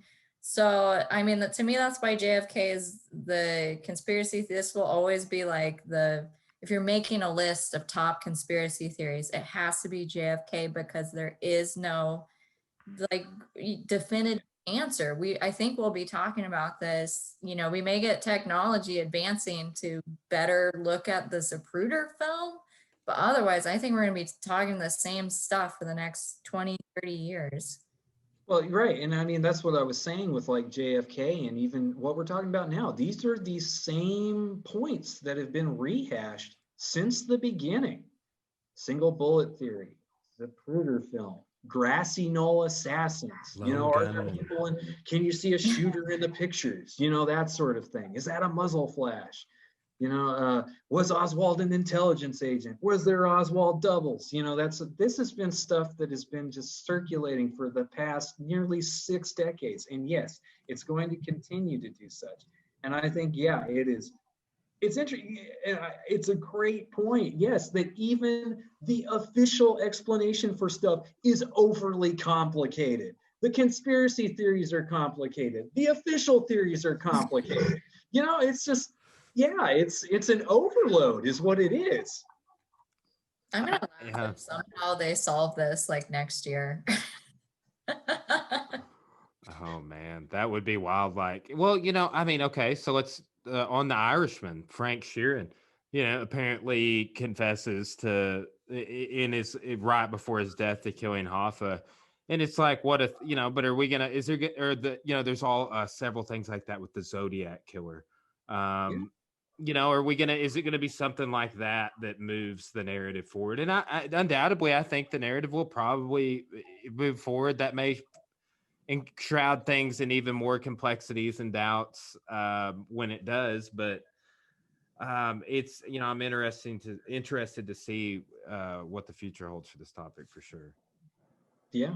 Well, I mean, in the either I think it was late '90s. There was a guy who claimed he was a grassy knoll assassin. A guy named James Files. I don't know if you've heard of that name before, but he was supposed to have mafia potential CIA connection or something like that. Wasn't he like the fail safe? Like if Oswald missed, he was the kill shot.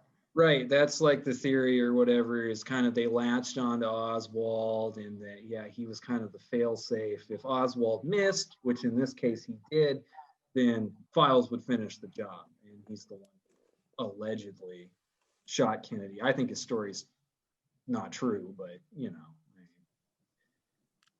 Did he receive the umbrella signal?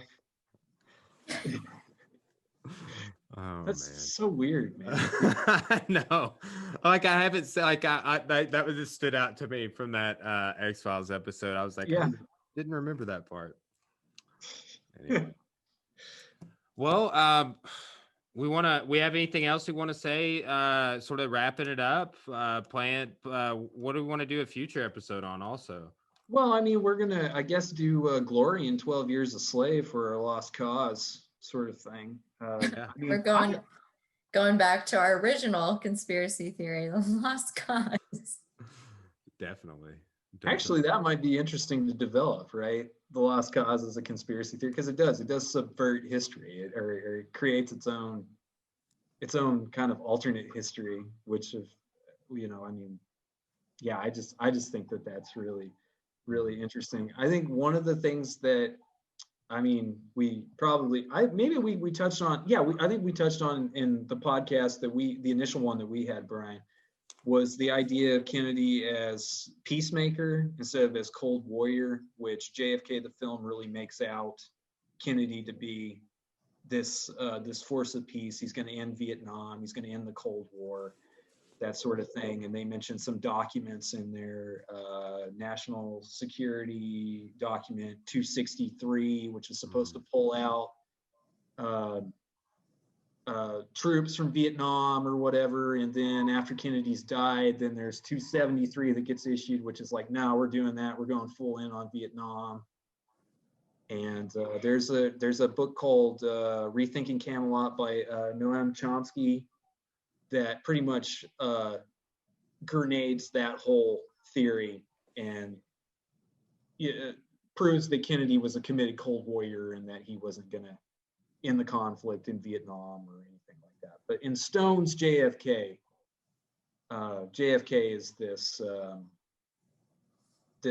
peacemaker that he's going to bring peace about in the 60s, and of course the military-industrial complex doesn't want that. But I mean, that's do your own research. Well, I mean, Stone is big on that. Well, for example, because I listened to that interview he did on Joe Rogan. Yeah. Because he does, like, that interview does break up nicely. He talks about Vietnam Platoon for like 40 minutes, and he talks about JFK for like 40 minutes, and then talks about the Snowden and some other things. Which that film have either of you seen Snowden? No. It's on Netflix. I just saw it, and Joseph Gordon-Levitt plays Snowden. But I haven't seen it either. I've been charting it. It's a few years old, like 5 or 6 years old or something like that. Maybe even not even that old. But I'm gonna check it out soon. I've been really just enjoying. I never really got super interested in Oliver Stone's films.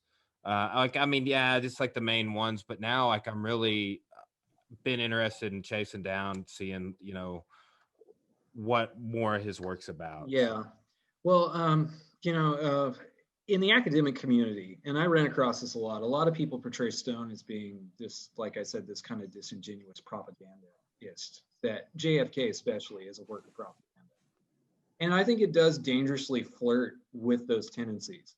But I do think that Stone is an incredibly, exceptionally talented filmmaker. And I think that he is a very passionate person. And I think he very much believes in what he puts, that he's attempting to work towards something greater, or some greater truth. Now, I know kind of what I'm saying is that, or what I've said in this is that, well, there is no great truth. Instead, we're just going to be left with a plethora of interpretations that, you know, aren't going to have any singularity. But, you know, that Stone gets a lot of flack from, I mean, he did when the film was released, he did from critics, and like I said, the academic community, but that I do think that he's exceptionally talented. And like I said, I think JFK is one of the most important films of the 20th century. And that, I mean, the public has spoken. I mean, these films are popular. We're talking about them today, you know, 30 years later. And that they are films as activism, and that the films themselves have ingrained themselves into the narrative, into the legend. JFK is synonymous with the JFK assassination, with the theories, with the prevalence of the theories. It's part of that story. And I think that that's incredible. I think that's really incredible. And it shows the power of film. It shows the power of telling history through film, or drama, or making that more palatable to audiences. And yeah, I just think that's really incredible. And that's why I felt like having this discussion over this film really fits in perfect with this history through film series that we're doing. Because, For sure. like I said, the film, and I mean, even The Irishman is now part of that. It you know, it adds to that narrative. But are the X-Files, right? But they're all connected. And I think that that's interesting, that you have the media so integral to the overall conscious popular narrative. I think that that's really cool. Yeah, Hulu, Seinfeld, all of it. I mean, there's Yeah. it's really infiltrated into all so many aspects of American culture. Like we brought up a ton. I know we were just like the main three things we're talking about, but there's a ton of stuff that's come up. And I do know just from one of those recent interviews, Stone is supposed to have a new JFK documentary coming out that's supposed to move things even more forward than he did in the film. Yeah. So I'll be interested to see that and chat about it. When it comes out. Yeah, I just think that that's, I think that that's incredible, that like a historical event is now, it's so ingrained in popular culture. Like, I mean, there are few historical events that I can think that have made that crossover like this, that are so ingrained into our idea of popular culture. I think that that's that, and it's the conspiracy narrative that's ingrained. It's not so much the Oswald did it thing. It's like the minute somebody said, "Hey, Oswald, you know, he acted alone," it's like, please, you know, we're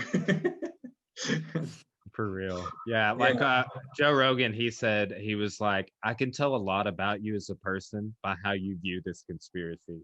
Like, he was basically saying, like, if you say it's a lone gunman, it's a magic bullet, and all, like, he's like, I don't even respect you. Like, he's like, right, I've gone way too deep into this to buy like the surface level narrative.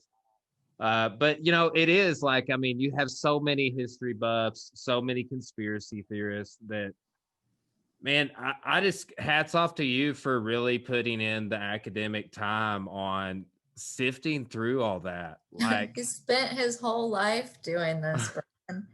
How many books like have been published on this? Over 2,000? Yeah, it's one of the most written, if not the most written about event in American history. I mean, and that's pretty incredible, like singular event. I mean, that's pretty incredible. And I know you're starting your whole essay series or whatever on Mhm. Life Unraveled. And I actually plan to write an essay about JFK and Oliver Stone's use of the Zapruder film in that. So Oh, I'll nice. probably have that done in the next few weeks or so. So you can Cool, put that. cool. And man, I'm wanting to do like I did do some write-ups, just like peripheral stuff on like just like a review of The Irishman, a review of JFK that it kind of overviews some of the things we talked about today, but not really going into them. But then it'll be good to link the podcast, or I was like talking with you about linking your thesis, this great place to tie other pieces of content together with some text, and I'm looking forward to it. Right. Yeah. Cool. All right. Well, guys, thanks for always collaborating, coming on. It's always awesome talking with both of you, and I really enjoy these podcasts. So thanks. Thank you, Brian. Thank you. See you, All Julie. right. Bye, guys. Have a Bye. good night. You too.